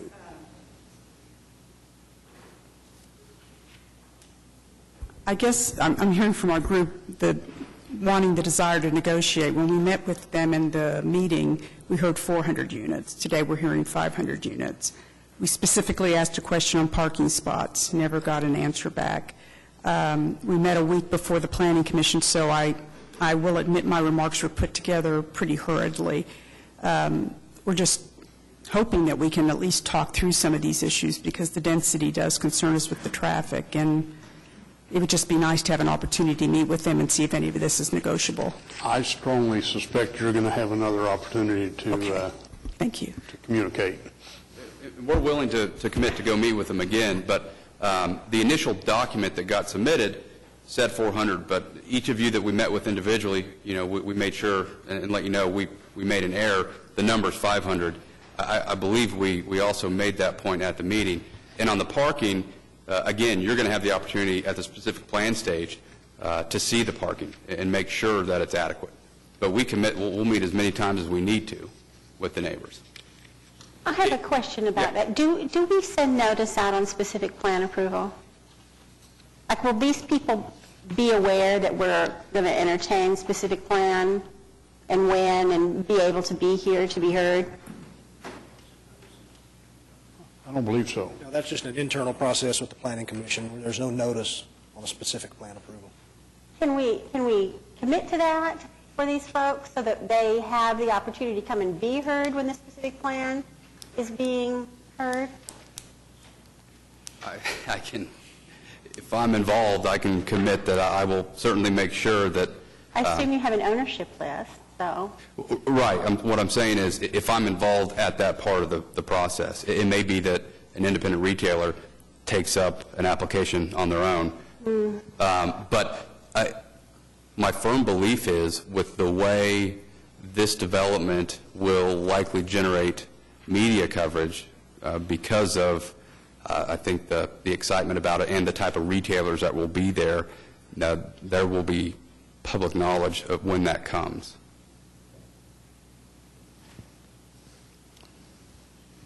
Additional questions, comments?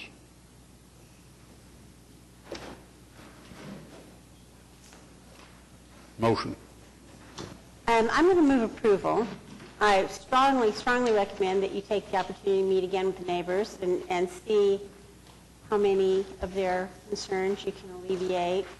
There is going to be, and I'll just say, a certain amount of uncertainty in a project of this size and that is ongoing through phasing and so forth, simply because they're not going to have the answers to some of those questions until they get to that point.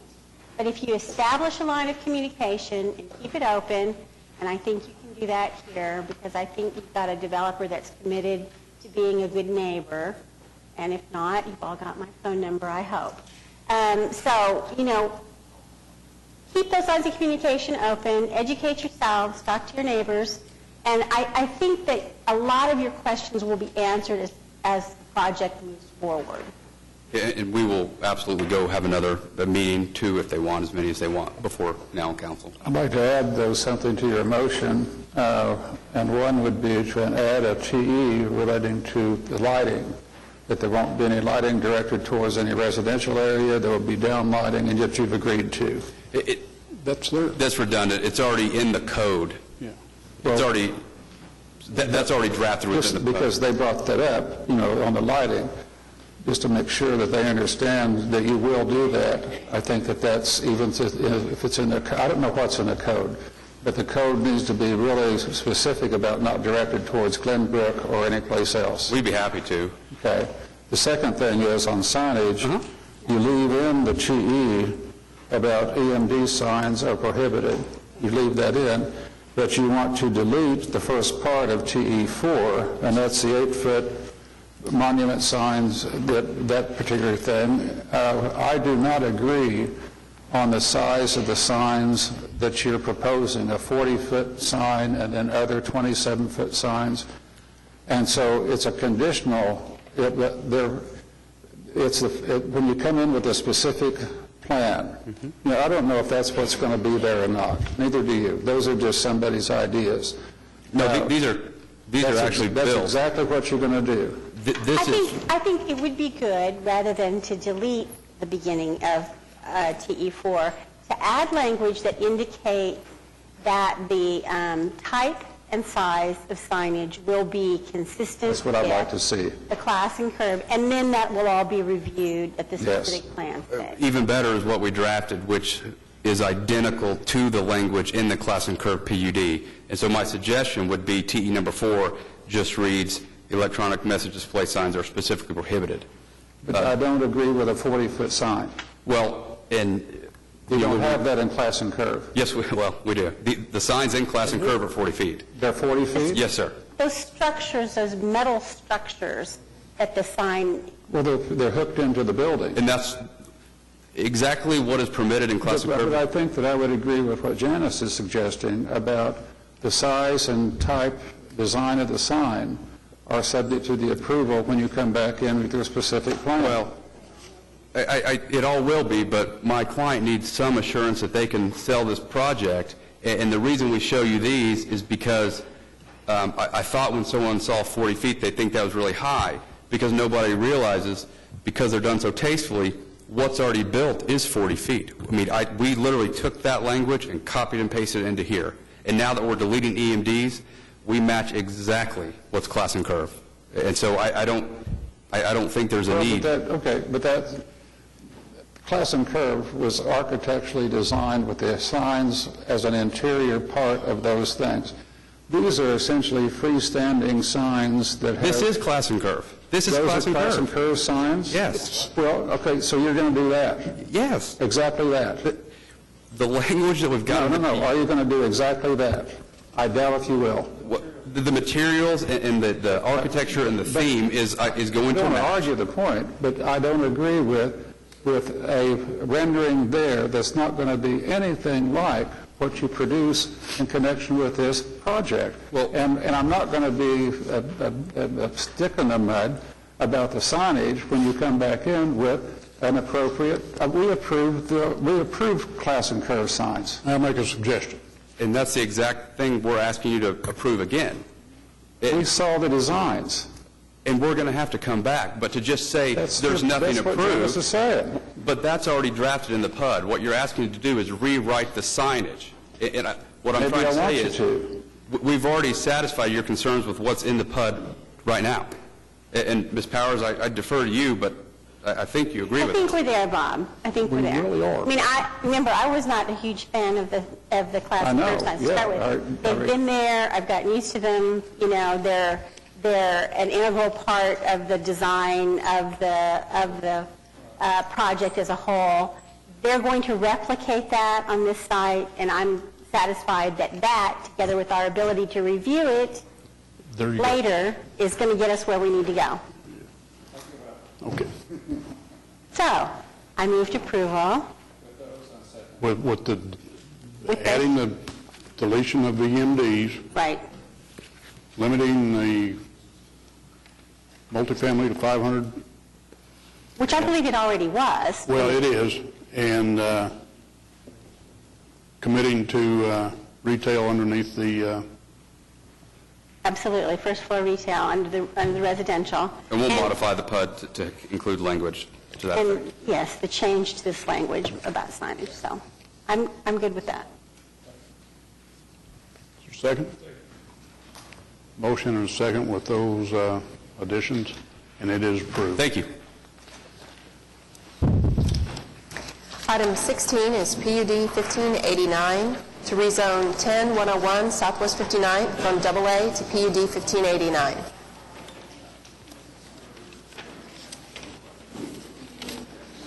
All those 16.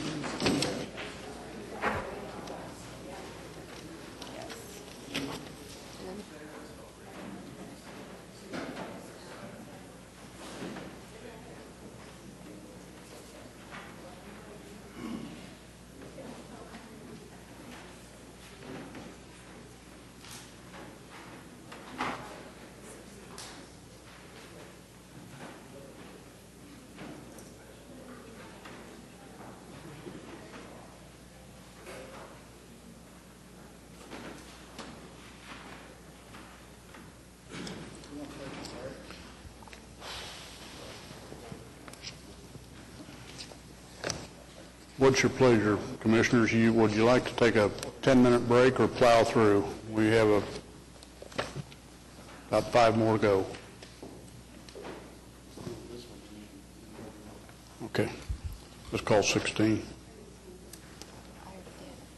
Oh, you did? Go ahead, Bud. I think that we I'm going to request that we continue 1589 to the next meeting. I think one of the protesters, I think we've hired some legal representation, and would like to have an opportunity for people to discuss it and see if we can come to terms on some of the issues. In addition to that, I will point out there are 5 people who have signed up to speak on this.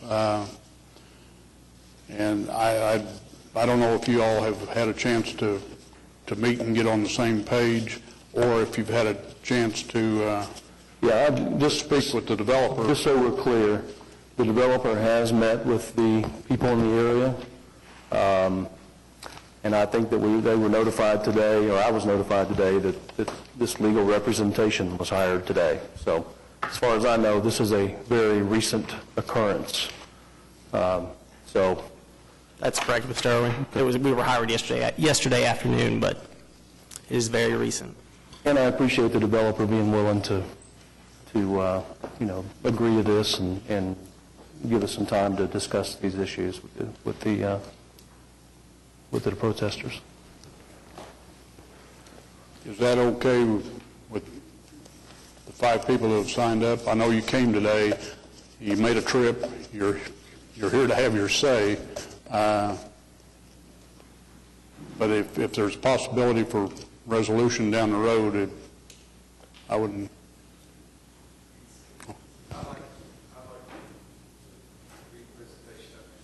All right.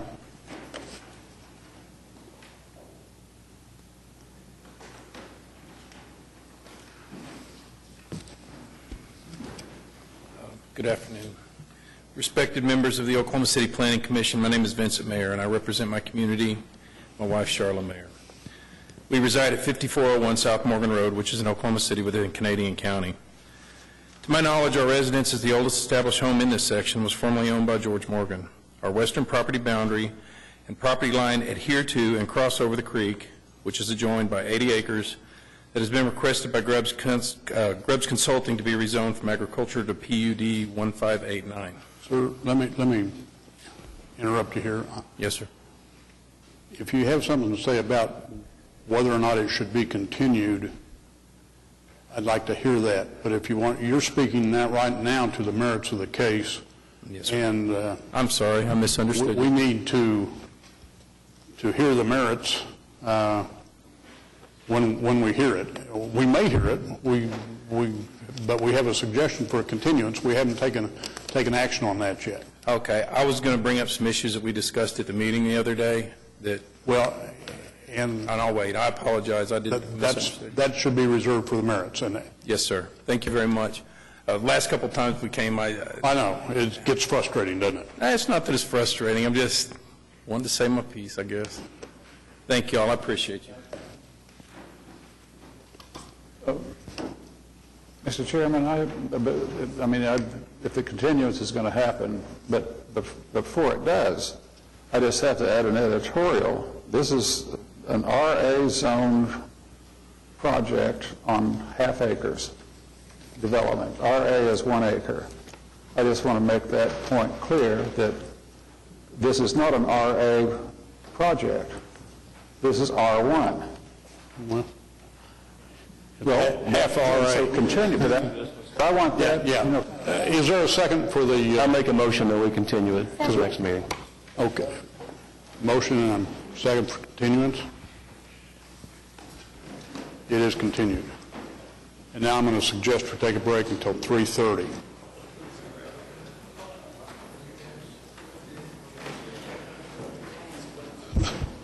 Not that you wanted to.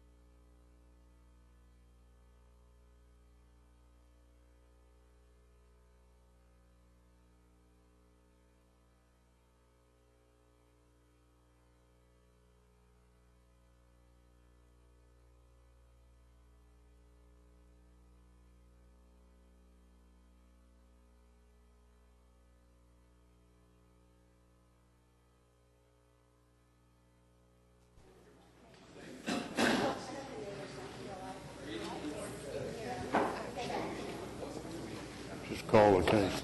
It'll all happen. Okay, if we could get the lights.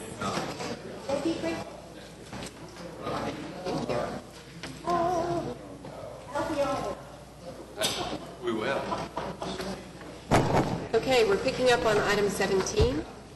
Item 17 is C-6734, the final plat of Castleberry Villas Addition, Section 1, located north of Northwest 192nd and east of May Avenue. Good afternoon, Commissioners. Chris Anderson with SMC Consulting Engineers representing the developers.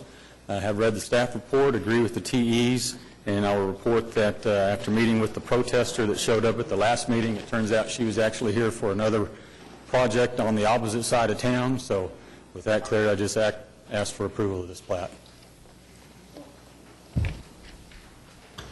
I don't understand this application, and the reason I don't understand it is because Development Services in the material, the final plat is premature, and that there is currently only one existing means of access for the development. I tried to explain that at the last meeting, and maybe I didn't do a very good job of it, Commissioner. And I don't know how you get in there. Can we pan up on the drawing up on the screen a little bit? I'm sorry, the opposite direction. Castleberry Section 2 is a plat that's also been turned in and approved, and it basically connects to Castleberry Section 1 and goes up Castleberry Drive just to where the entrance is on the south side of Castleberry Villas. The only reason I turned in Castleberry Section 2 was to provide the connection into Castleberry Villas. That is the project that we're really desperate for right now. They're about sold out of that product to the east, and so that's the product they really wanted to get going, and so we knew we were going to have the second connection. Those projects will be built concurrently, so when the entrance will be there, the second entrance will be there. Well, then perhaps, JJ, why does it say the final plat is premature? That's the only reason we said that. We wanted to make sure that that connection was there when the time comes. So are you satisfied with what they're saying and what they're doing? TE3 takes care of that.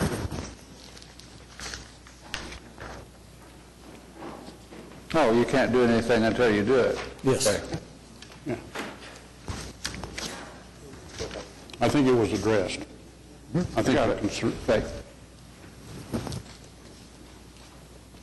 What, move approval? Second. Motion and a second for approval, final plat. It is approved. Thank you very much. Item 18, C-6742, preliminary plat of Traditions Business Center, located west of Santa Fe and north of Northwest 150th.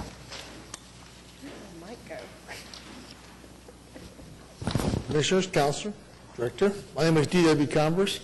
I'm representing the plant. Address is 2312 Silverfield Lane. I've read the TEs, I agree with them. We have made some revisions. I couldn't get the plat into Terry before she could put out the revised port, but we agree with her. We will be in conformance with the PUD, with the lot size. In fact, the lot sizes are now all over 6,000 square feet.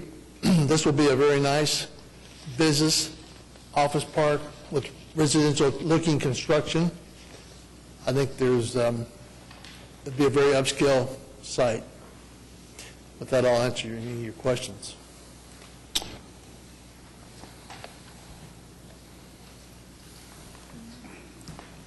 So of the 9 TEs, you've corrected them all at this point? I'm in the preliminary plat. I say I've got them all handled. Yes, sir. She doesn't have them in her office because I turned them in. I turned the plat into her Thursday, which I should have due Monday. So I due to my personal out-of-state travels. So she's just supposed to be clairvoyant on the Thursday before and know that's coming? Yeah, she doesn't. Yeah, she's not clairvoyant. She's pretty good, but I don't know if she's that good. I've addressed those TEs on the preliminary plat. Well, there's some people here to speak on this plat, and I do have a couple of questions. Where you have Traditions Boulevard there, backing up to the neighborhood to the, how's that neighborhood shielded or protected from Traditions Boulevard? Buffered, if you will. Well, besides the landscaping, this has two boulevards that go around this site, so it'll be hard to shield it other than with landscape. I think it would look ugly. We've got common areas. We're going to have fountains and detention ponds, which aren't required. There'll be wet ponds, so they're going to be some separation from the road and some setbacks off of that. Where it's going to be close is in the northwest corner of that track, as you're talking about. But there's those houses, excuse me, those residences have a gated community. There are fences already to separate us from that. There's some setbacks. There's the boulevard and then the gates in the community that's already there. Okay, let's hear from Ms. Irwin and see what she has to say. And if Richard's back there, I believe never mind, up here now. I believe there's going to be some traffic questions here also. Okay. My name is Donna Irvin. I live at 15220 Wilford Way. And if you look at the map up there, you see a number 13 encircled, and we are the house just south of there. So our backyard will face the boulevard, and there is plenty of vegetation for protection. That is not the concern. In fact, very few people object to this project. It's been handled very nicely. The concern that we have is that at the far right, you see North Santa Fe, and to the left is Northwestern. And Northwestern to Santa Fe is approximately 1 mile. So this project is about halfway between those two major streets. The street is zoned for 40 miles per hour, which no one knows about. They think it's the speedway. And it's very dangerous to come out of our home areas and get onto 150th. But if we wanted to leave our home, we have to go to 150th because there is no exit out the back way. So there are 3 additions there. You see the lake at Traditions, and then you see the Traditions, which is in the top left corner. And then ours is Britton Hills, where we live. And our major concern is you have 29 offices, which is nice, but those are going to bring in approximately 290 cars a day. And it is very dangerous to get out on 150th at this time. And we were hoping that they could at least incorporate a light that would slow down traffic. It would protect the people that are going into that little shopping area of offices and buildings, and it would slow down the traffic so that I could get out of my area if I want to go to the grocery store. So our major concern is the flow of traffic and what will be addressed at that time, because that is a lot of office buildings for that area. Thank you. Thank you. Richard, can you address her concerns?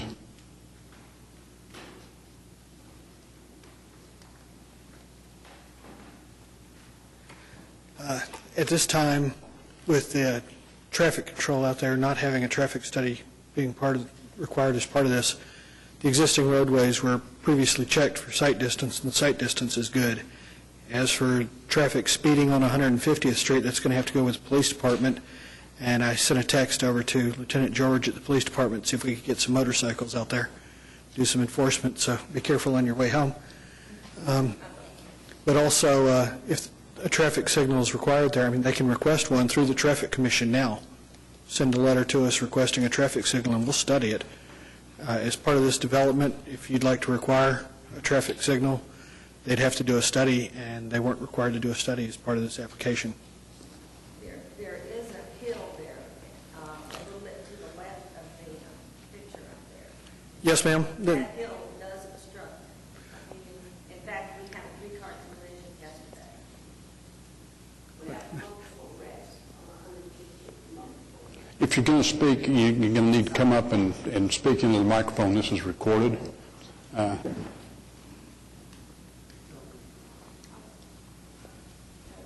you tell us your name and address? I'm Ginger Robotham, and I'm at 15212 Wilford Way, house, I'd be number, I guess, 11 up there.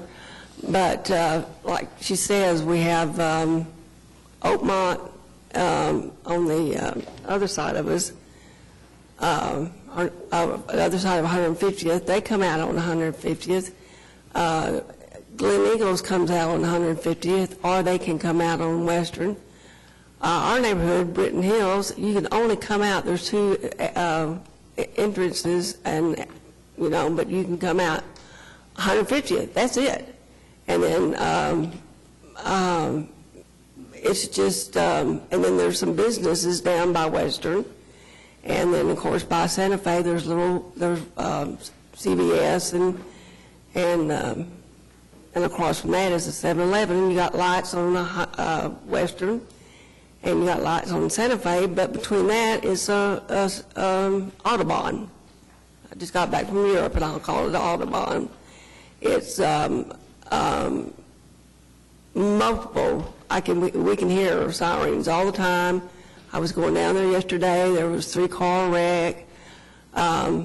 There's that hill that comes up. People, I think, are going so fast, and somebody's stopping at our area to turn in, come up the hill, and we're sitting there to turn in, and they get you in the back. And then it's, and then there's a car in front of you, but there's multiple, and it does need to be studied, the traffic, because of the multiple wrecks that are there is scary. And I've even heard helicopters had to come in and take a victim. And I've been in a bed wreck myself. And to do anything to prevent anybody from getting hurt or killed, we need to do it. And we just need a place, these new office buildings coming in, there's going to be more traffic. We need a place to slow down this traffic besides Western and Santa Fe, because it's just, like I say, it's Audubon. It's just people are going, 55, 60, 65. And, of course, we have young teenagers out there that are just starting to drive, and they're not watching a lot of times, and they'll just pull right out in front of a car. So, to me, to save lives, I was a nurse for 40 years, and I've seen a lot of people killed and a lot of people hurt from wrecks, and I would just would really like to see the committee push to get, we need a light to slow down wherever y'all figure out to put it. But with these new 29 office buildings, there's going to be more traffic, and I think we're having more houses built in the tradition, so there's going to be more families moving there. So it's just it needs to be, we need something in between. So I appreciate your help. Thank you. I'm generally familiar with the Hill, but not to the extent that my guess is it's not a sight distance problem with these streets, but at a 40-mile-an-hour limit.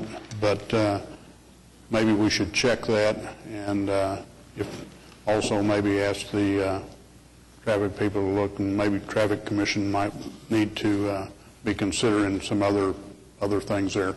Well, I'm suggesting the Traffic Commission, because we deal with land use at the Planning Commission level. Traffic Commission deals with other things, but unless there's a sight distance problem here, and I'm assuming there's not, it really doesn't fall within our bailiwick, if you will. Well, based on the speed limit traditions, because of when it went in not that long ago, would have been checked for sight distance and sight distance passed for 40 miles an hour. If traffic's driving, in excess of 40 miles an hour, that's an enforcement issue for the police department. Traffic signals are not intended as speed control. Traffic signals are to assign right-of-way, and in this case, the right-of-way, depending on where they'd like the signal, if they wanted it Traditions, Parkway, which is the east access. That actually lines up with the road on the south, but the crash history, just a quick look at the crash history while I was standing here, there have only been 11 crashes at Traditions since 1998. That's as far back as our records go. So. Thank you. Is there anyone else who'd like to speak on this?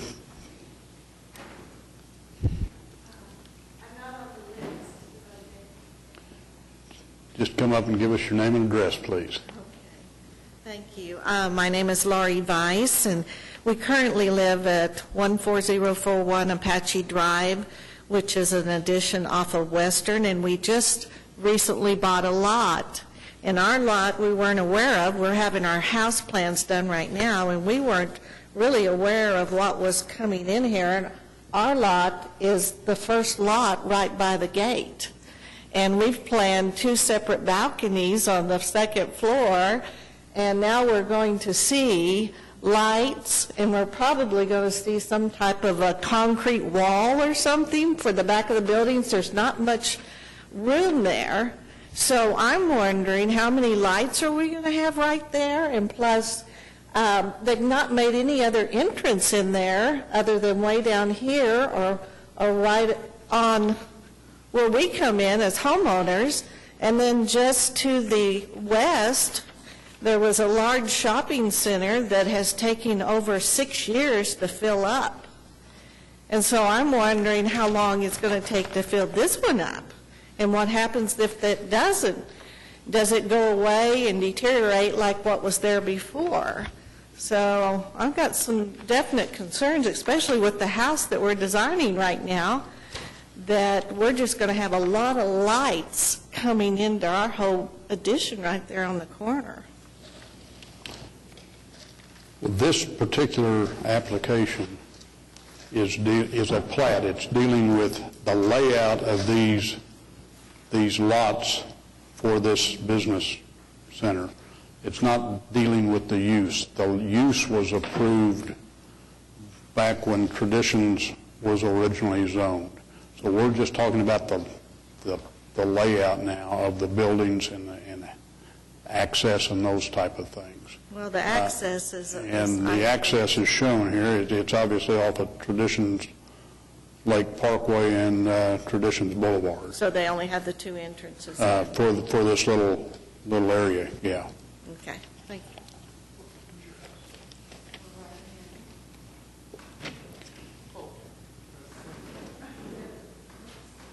you. If you could get with her and maybe explain how things flow, you might be able to allay some of those concerns.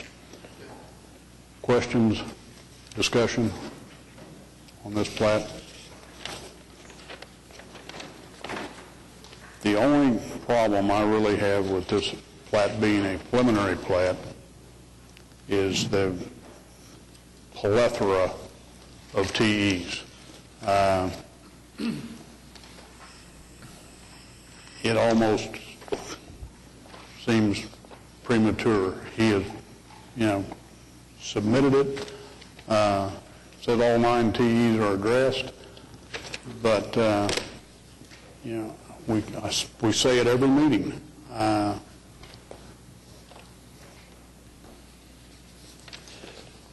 Well, we all know we're going to have a 24-foot wide access, public access. This is going to be this is all going to be private inside, Commissioner.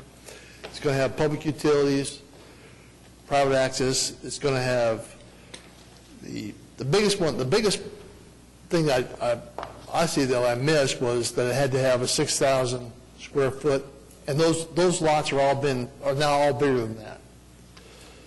The access and the parking, that's all going to be on the final plat. You're going to have a chance to look at that. But I'm just trying to get the layout where I can say, okay, we've got the access, we've got the layout where it will go. And I realize that I say I'm going to address them, or I have addressed them. That's you taking my word for that, but it's not that. I don't see those. I mean, those 9 don't be a big deal to me because basically it's saying the same thing in a different way. But basically, we have to show they're going to have access. It's going to be a common area. There's going to be plenty of common area on the site with those buildings. it's so much a question of whether the individual requirements or the TEs themselves are a big deal or not a big deal. I think it's, for us, it's about having them processed and looked at and reviewed by staff before they come to us.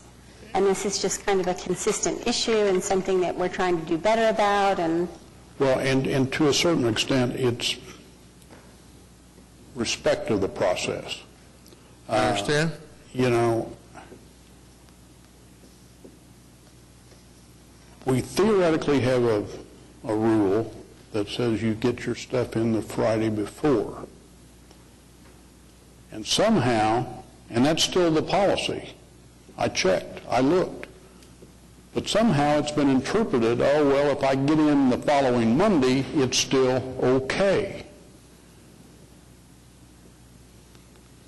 So I get in the following Monday, maybe, then staff reports get put together, come to us, and I'll be darned, the following Monday, the Monday of the meeting week, we get a bunch more stuff turned in, and then people show up at the meeting and say, well, I turned it in. I made a comment earlier about, you know, when this plat was reviewed, and I believe Terry reviewed it, she's not clairvoyant. She didn't know it was coming. Your 9 changes were coming. Maybe you've got them all turned in. I'm just very frustrated with the fact that the process is being ignored. This one was a little bit of a compounding factor because we also had an attendant item 20, which was continued, which was the final plat. So we were getting a preliminary and a final thrown at us in one meeting, which is, again, something that's discouraged. Commissioner Gill, if I may interrupt you, I made my client, just for the record, I made my client aware of the fact that I expect you to come up here and take a lashing for the very thing that you're doing. So, you know, what you're telling me... Well, go back and tell your client you were correct. Well, I knew it was coming 3 weeks ago. Then why didn't you continue this? Because he insisted that I move ahead. I mean, when he's paying the bills, I mean, I'm not... He pays the bills and he insisted. Yep. That's so now I'm going to ask for a continuance. That is absolutely good enough for me. I'm going to defer to the commission and what they would like to do with this application. You agree with that? I'm good. Continued for 2 weeks. Thank you, Commissioners. I appreciate you. I really do. Now I would like to revisit, well, no, we don't have to revisit 20 because it was continued for 4 weeks. Never mind. Case item 19 is C-6744, the final plat of Fieldstone, Section 4, located east of County Line Road and south of Southwest 44th Street.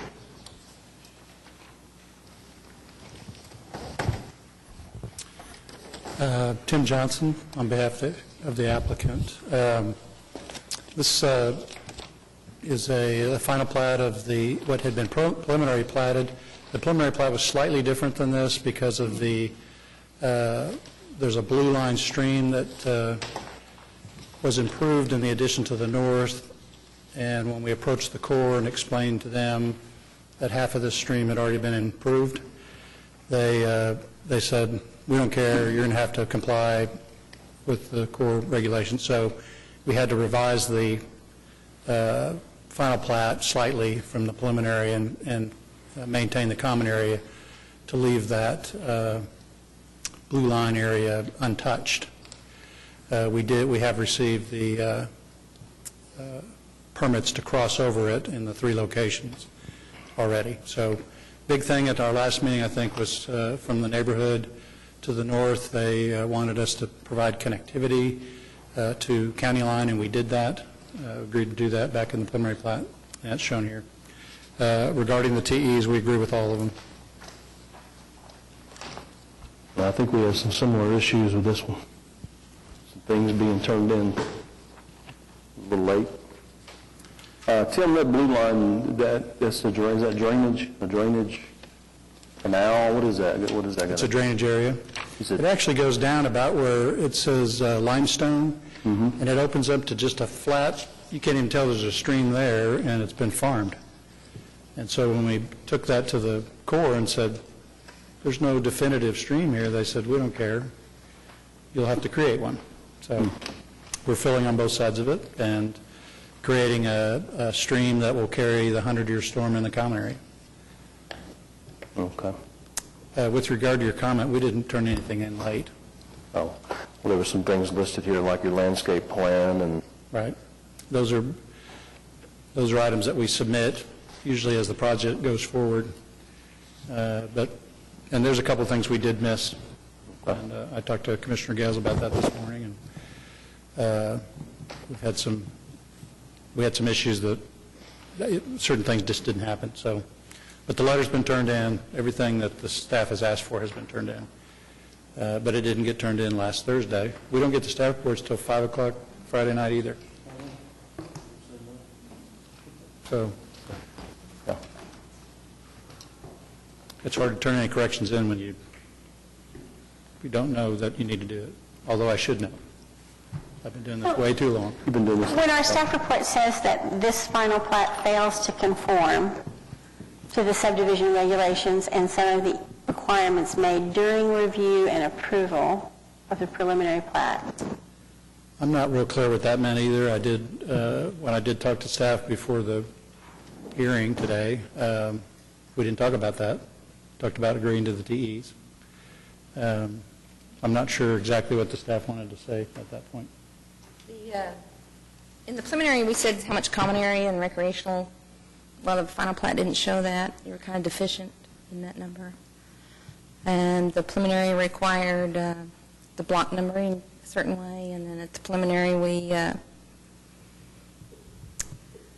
see, the landscape plan is required to be submitted with final plat. Well, I'll take the high road like DW did. We'll just continue this. Sounds good. That's my motion. Thanks, Tim.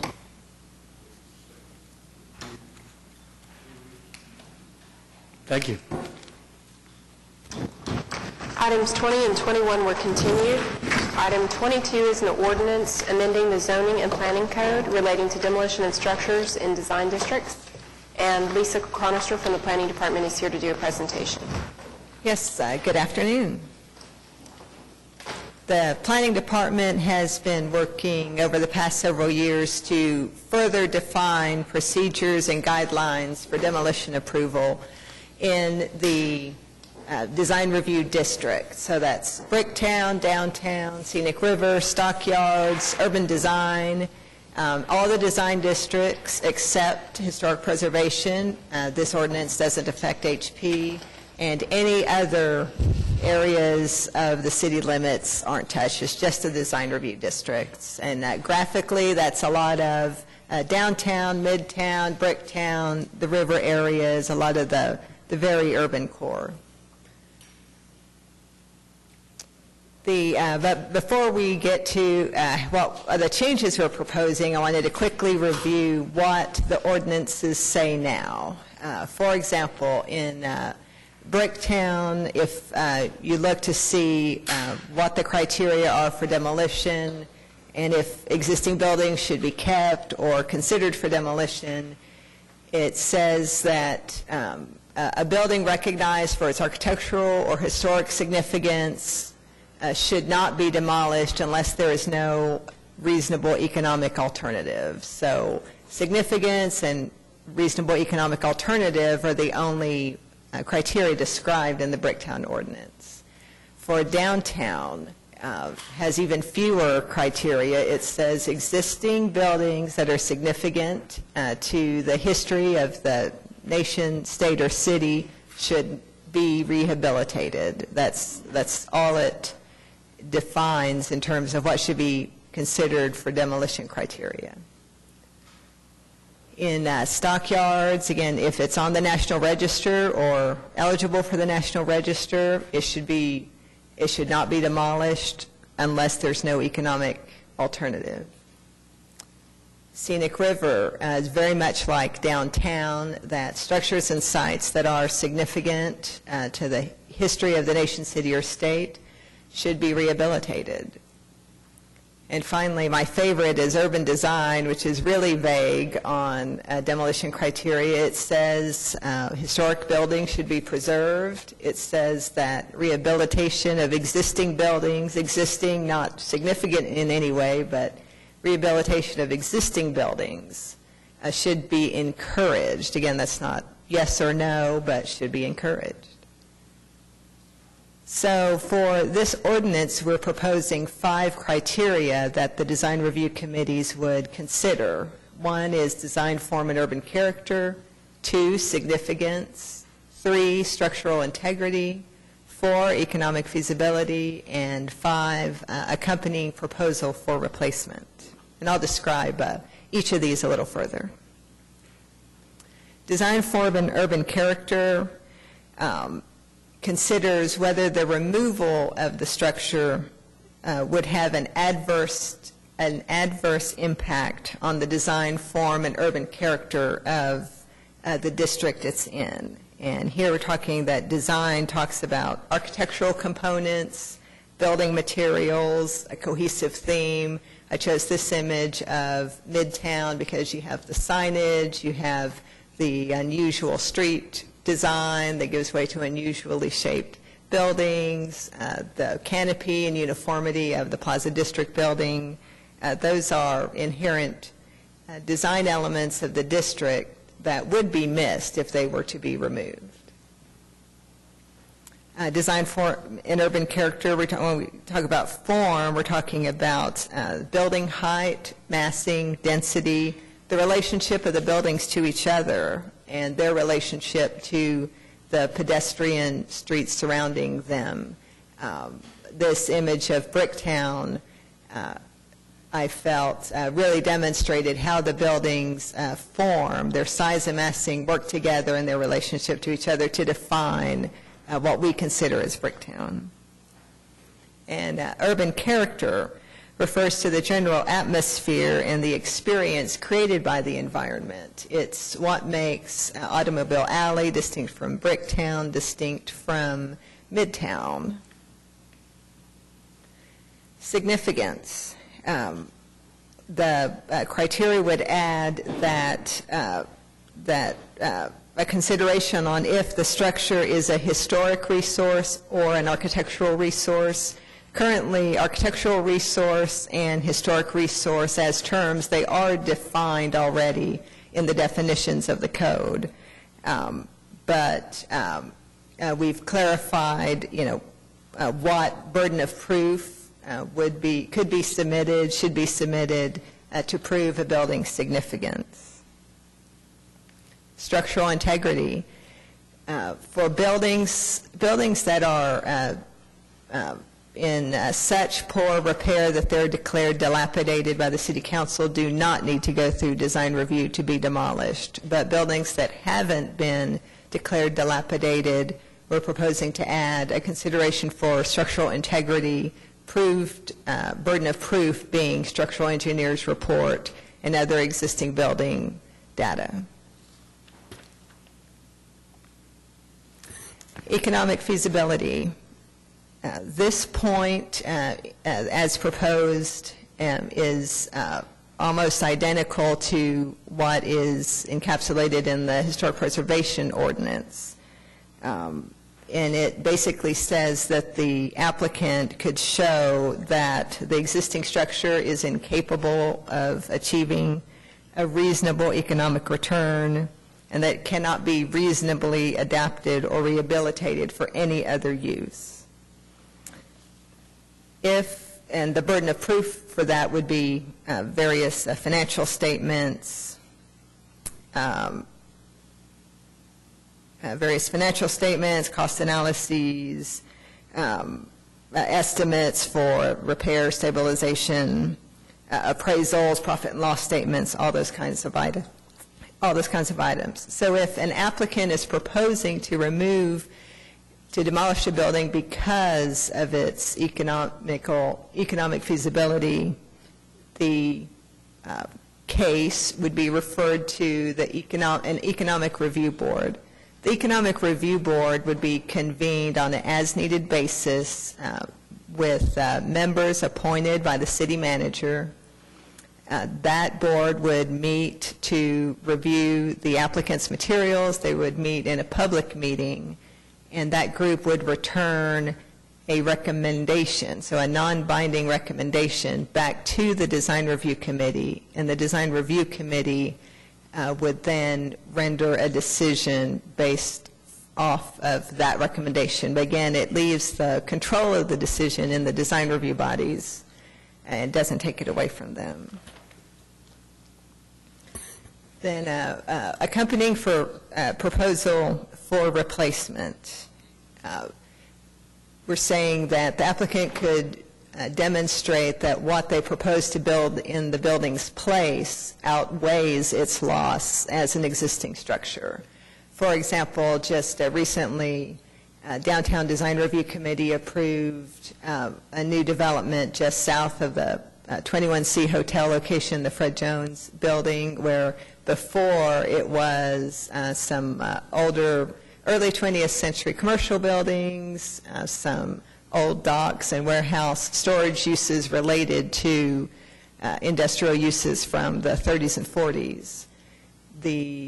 But again, the Downtown Design Review Ordinance right now, it just says that existing buildings should be rehabilitated. But if you go to the next slide, Cindy, but what was proposed was a tall, dense, new, mixed-use, retail, residential, office parking development on that same site, which is much more in keeping with the purpose of a downtown district than old truck docks. So over the last several years, we've had numerous stakeholder meetings, we've had public meetings, we've met with all of the design review committees for their recommendation. We've had several meetings with the Planning Commission Urban Development Committee to try to answer everybody's questions as best we could, including a joint workshop of Planning Commission and Design Review Committee members and other stakeholders a couple months ago this summer.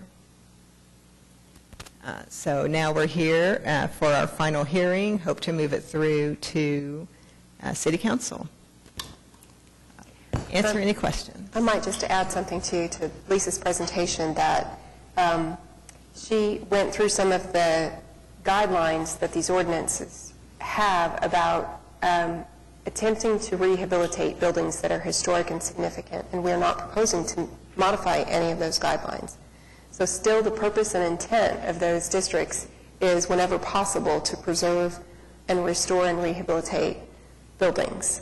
So that remains consistent. What the ordinances did not contain is, if somebody is requesting to demolish a building, how you weigh the decision that you make about the demolition. So in the absence of criteria to consider a case that somebody is able to come up and ask for permission to do, those committees and commissions really had nothing to go on. So what this is doing is adding criteria to these ordinances so that they have a number of factors that an applicant can choose to come present for their consideration, and the committees and commissions can weigh all of those factors against each other and have something to base the decision upon.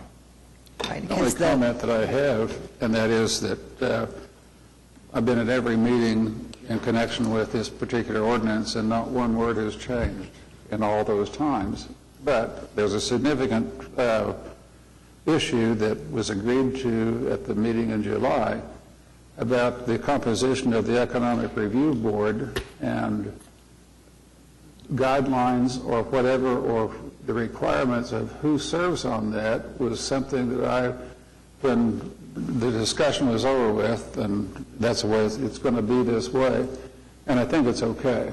Not going to argue against the provisions of this, other than repeating what Janice has said, that this is a demolition ordinance rather than a preservation ordinance. It's a matter of semantics, that the protections are there. I would like to encourage the Planning Department to put together the policy that we talked about on the composition of the Economic Review Board who's on it, what their qualifications are, and I think that I recall that I said something about there needs to be some historian-type folks or architects on that board when you consider the economic feasibility. And so that's my only comment, and I do appreciate all the work that's been, invested in this particular project. It's a quite difficult project, and particularly when you have a city that has just, blown up 90% of the historical structures that we used to have. So whatever is remaining, we need to have as much input as possible before the rest of them are taken away. So is that a motion, Mr. Chairman? Do we do We need a motion to approve, yes. So moved. Motion and a second to adopt. It is approved. Thank you. Item number 23 is a resolution adopting the Downtown Development Framework Plan for implementation. And here to do a presentation about that is Ian Colgan, the Assistant Planning Director. Good afternoon. I am pleased to be here to present the Downtown Development Framework to you all for consideration for adoption. The framework is a process, a year and a half in the making, that started with an intensive collaboration by city staff and partner organizations and agencies to define a development and investment vision for downtown that would be our new guiding force, a new guiding plan for the downtown area. The process included engagement with property owners and developers, and the most previous steps involved approval with the downtown design review committees. And I would like to do a quick presentation kind of touching upon the main components of the framework. As I said, the framework is intended to be the new downtown plan, but it's not like typical plans or traditional plans that establish strategies and policies like the comprehensive plan, for example. The framework takes the very name framework and embodies it in terms of creating a structure for public and private investment in the future. Accordingly, the very components of the framework are in essence together as a policy document that are detailed enough to define the vision for our physical environment in downtown over the next 10, 20 years, though flexible enough to account for changes in terms of market cycles and different design components and trends.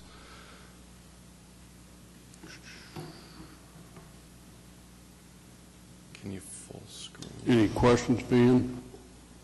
I'm still going. Okay. So some of the core objectives for the project.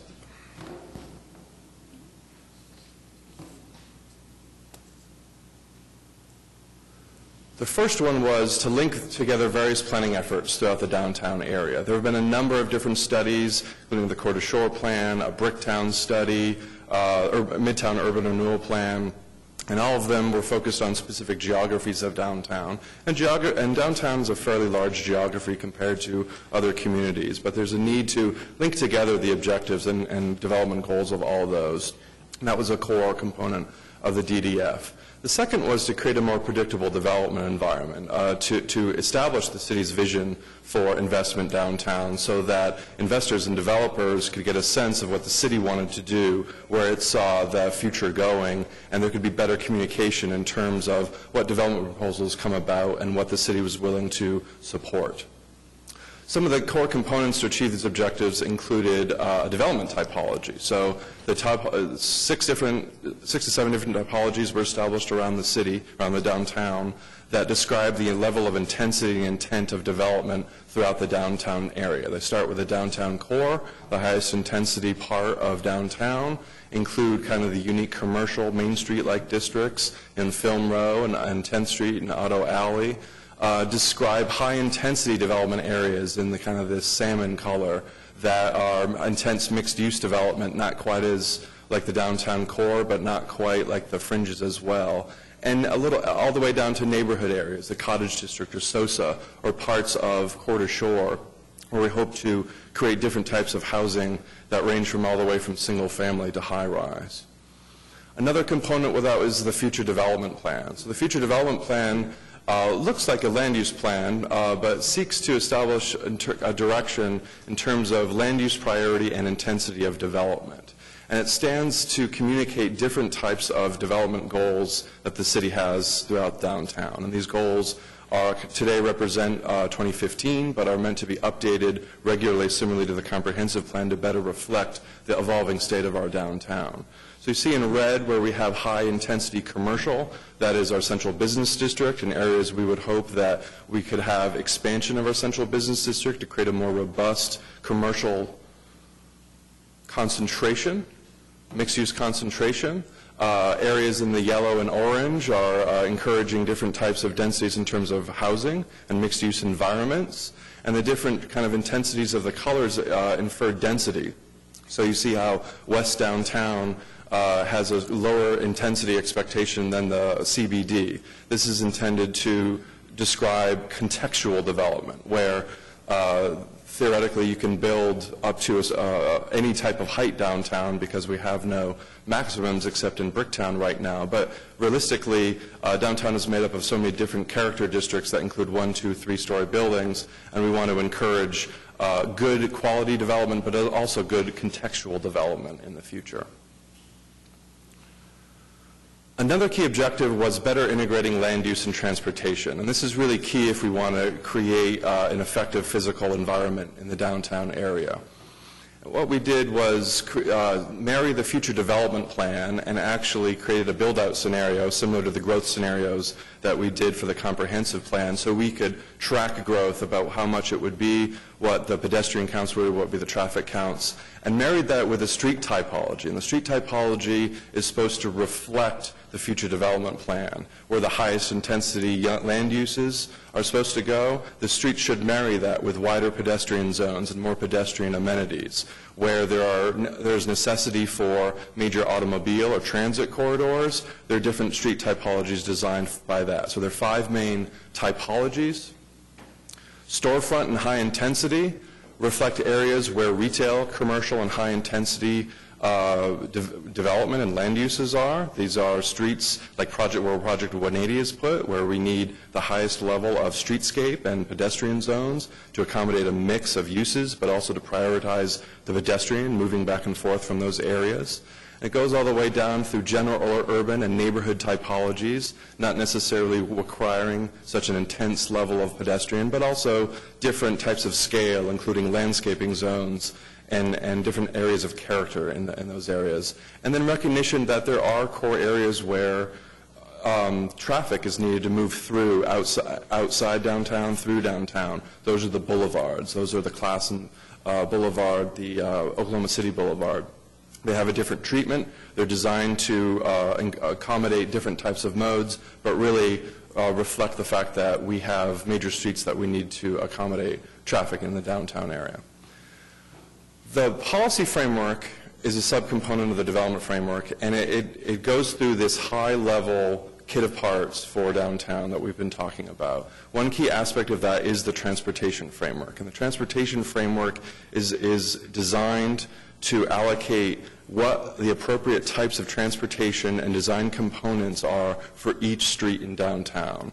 This will allow us, through basically almost a formulaic method, when we want to do upgrades or streetscapes throughout downtown, the combination and process established in the framework will give us a great understanding about how that street should be designed. We know what the intensity of land use we would like and is likely to happen in that area, how that street should function as a product of that land use and intensity, whether they're office or residential or hotel, and then what types of modes should be accommodated.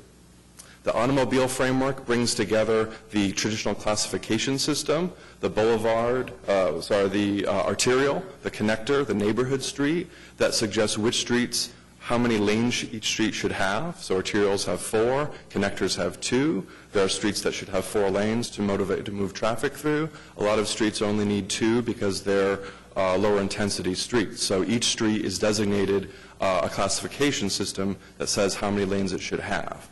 Parking priority. So we have a lot of parking needs downtown with our growth that could be accommodated in structures, but it's also helpful to know when we can add on-street parking. So we prioritize which streets need to have parking. If development comes and there's a chance to add parking or there's a proposal to take away parking, high-priority streets keep that parking or prioritize the addition of that parking.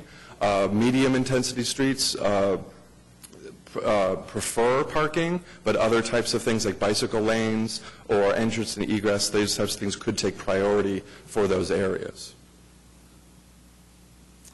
So I've spoken a little bit about this. Create a process that streamlines the design of future street projects. We have an old streetscape master plan that actually we're working to update as a result of this downtown development framework process. And the system we've created with the transportation framework does allow us a process, whether the public sector is designing a street or whether the private sector is designing components of the street, to understand how that street should function. And we break that down by traffic zone, pedestrian zone, and then the private realm. There are design guidelines for each of these areas, the pedestrian zone and the traffic zone, that work together in this process where the auto network, which dictates the number of lanes, the bicycle network, which prioritizes where different types of bicycle infrastructure should go, like lanes or cycle tracks or other types of infrastructure. Parking priority, does that street have priority for parking? Does it have necessity for a streetcar or a bus lane? And when you add all that up, you have a traffic zone, that the width of the traffic zone, because each one of those has a general range of width. 10 to 11 feet for your travel lanes, 5 to 8 feet for your bike lane, 8 to 9 feet for your parking lane, et cetera, et cetera. Then when you match that up with the pedestrian zone guidelines that I'll go to in a second, you have a process to design a street throughout downtown. Pedestrian zone guidelines talk about sidewalk zone, amenity zone, and clear zone. So the sidewalk is basically the concrete sidewalk you walk on normally. The amenity zone is, as in Project 180, the part of the pedestrian zone that could have pavers or trees or benches or landscaping, grass, things like that.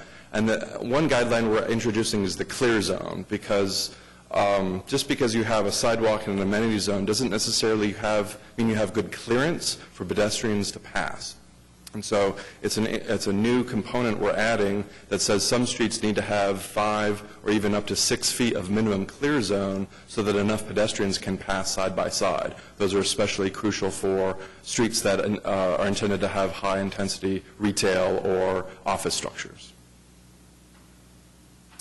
Here's some examples of pedestrian zone guidelines. The storefront zone, which the storefront topology is the most intense typology because it's intended to have the highest usage from the pedestrian. When we build these streets, we want a minimum of 10 feet on the pedestrian zone, but ideally 15 feet. We want to try to get a storefront zone where retail can have access to the sidewalk for cafe seating, all the while meeting at least a 6-foot clear zone.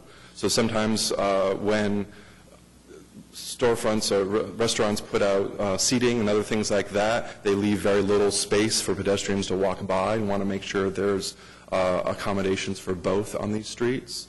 The sidewalk zone should be wider, 5 feet at a minimum, but really wider if possible, and then an amenity zone. Contrast that with a neighborhood zone. These are areas like in West Downtown or maybe down in Court Shore as that develops. It doesn't need that same level of intensity. It just needs a 5-foot sidewalk, a nice landscaped amenity or landscape zone. More than likely the development will be set back, so there's a nice kind of green, walkable environment that is engendered in that pedestrian zone. Doesn't need to be as wide, doesn't need to be as intensely built with concrete pavers or other amenities like a core street would. So the final objective here is to clarify and enhance existing design standards to better reflect this overall vision. And the design framework addresses 4 primary categories: scale and massing, building frontage, the pedestrian zone, and the traffic zone. So I've addressed the pedestrian zone and the traffic zone already. But these 4 components all work together to create an effective physical environment. So they all have to be designed in conjunction with each other. A lot of the design guidelines mentioned in the framework exist already in some form in our code, but we wanted an opportunity to clarify and enhance them in several different ways. So scale and massing. To the left are existing downtown design districts, including DBD, Bricktown, our transitional district, Scenic River. But using DBD as an example, there are many different character zones in downtown. There's high-rise, there's low-rise, there's commercial, there's residential. It's a wide area. And when you look at DBD in particular, there are as many as 6, 7, 8 different character zones in that one design area. So over here, we've overlaid character zones with the existing zoning. So in the DBD, as you see in this gray, you have Central Business District, but you also have the emerging South CBD around Myriad Gardens, which can be quite different. The area where City Hall is and the Civic Center is different from the Central Business District. Midtown is separated into different areas. Auto Alley is different from those, et cetera, et cetera. So we want to use the existing framework, but also recognize that different areas of downtown have different design components that we want to target a little bit closer. The first one are building height guidelines. Over here are the existing ones. DBD minimum is 3. It's 2 in the transitional zones. We wanted to use these kind of clarifying character areas to better correspond with the level of investment that we want to see. 3 stories, for example, is particularly low for the Central Business District.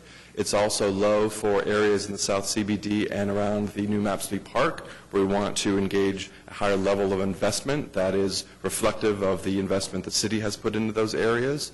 So the framework suggests upgrades into those heights as a minimum of 5. Bricktown with a minimum of 4 on the eastern part of Bricktown.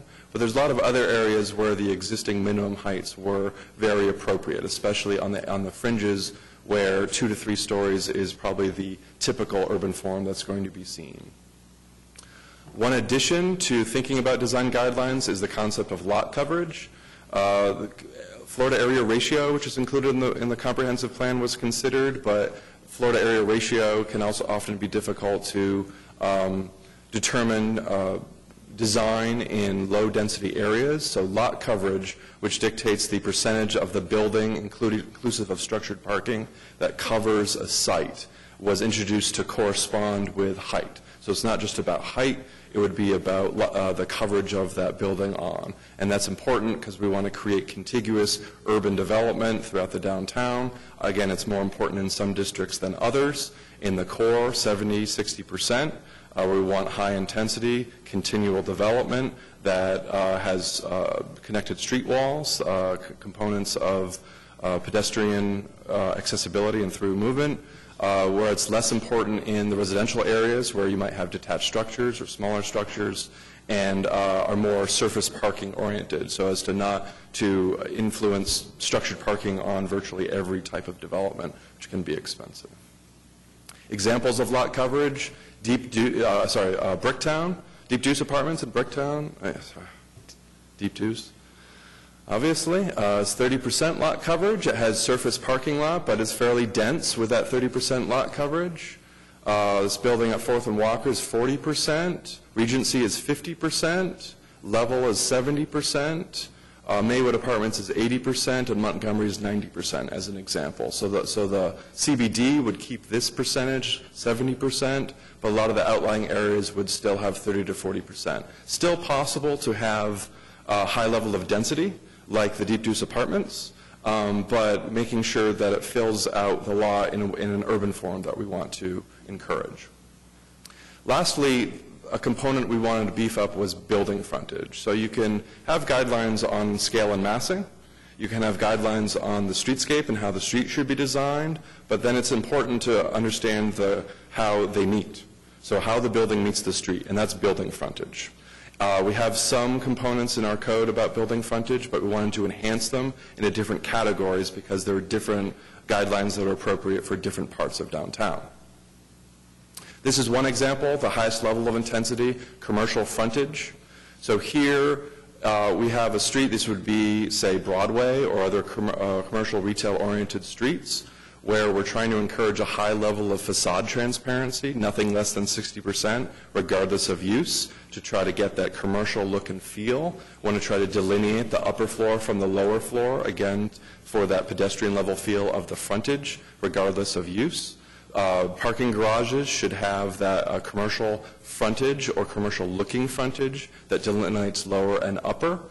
access is only allowed through policy if you cannot provide access to the rear or to the side of the building. So we want to remove as many curb cuts and other types of things that interfere with pedestrian movement as possible. We want to limit blank walls as much as possible so that there's only a certain width of feet that blank walls can be on these streets. And then it goes down from, it kind of has different criteria there. The middle one is mixed-use frontage. It anticipates different levels of setbacks. Commercial anticipates 0 setback or 0 to 5.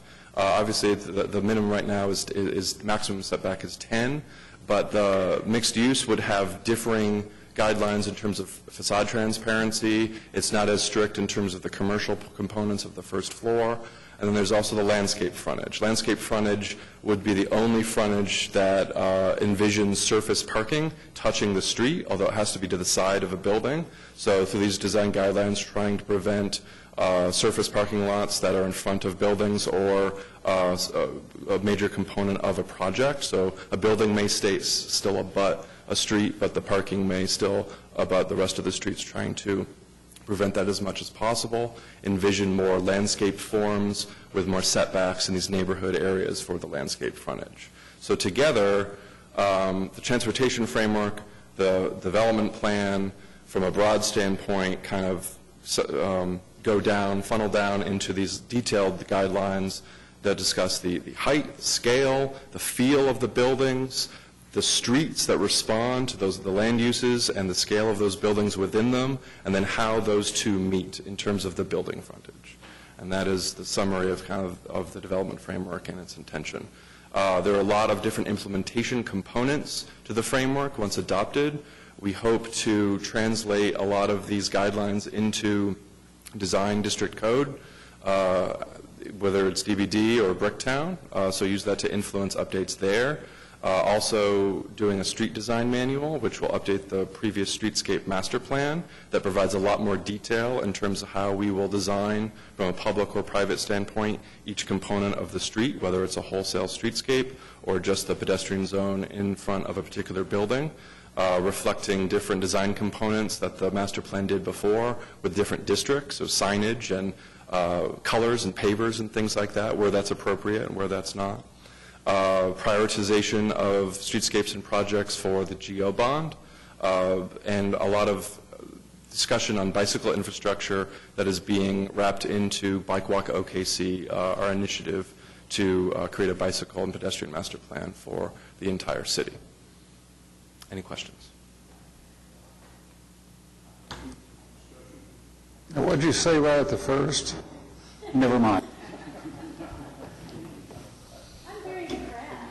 Well, no, I really do appreciate the work that you guys have done, and really, there's a lot of talent on the staff of the planning department and the administration as well of the planning department and the work that you do, because what you're putting together is a formula for our city that has been needed for a long time. And it coincides with the comprehensive plan, the new one that we have.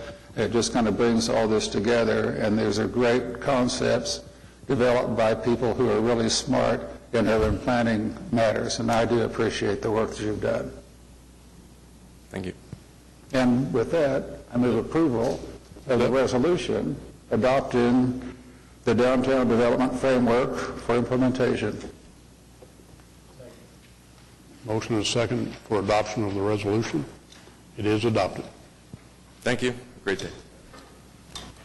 The rest of our items are continued on the agenda. Planning Commission members, municipal councilor, planning department. We are adjourned.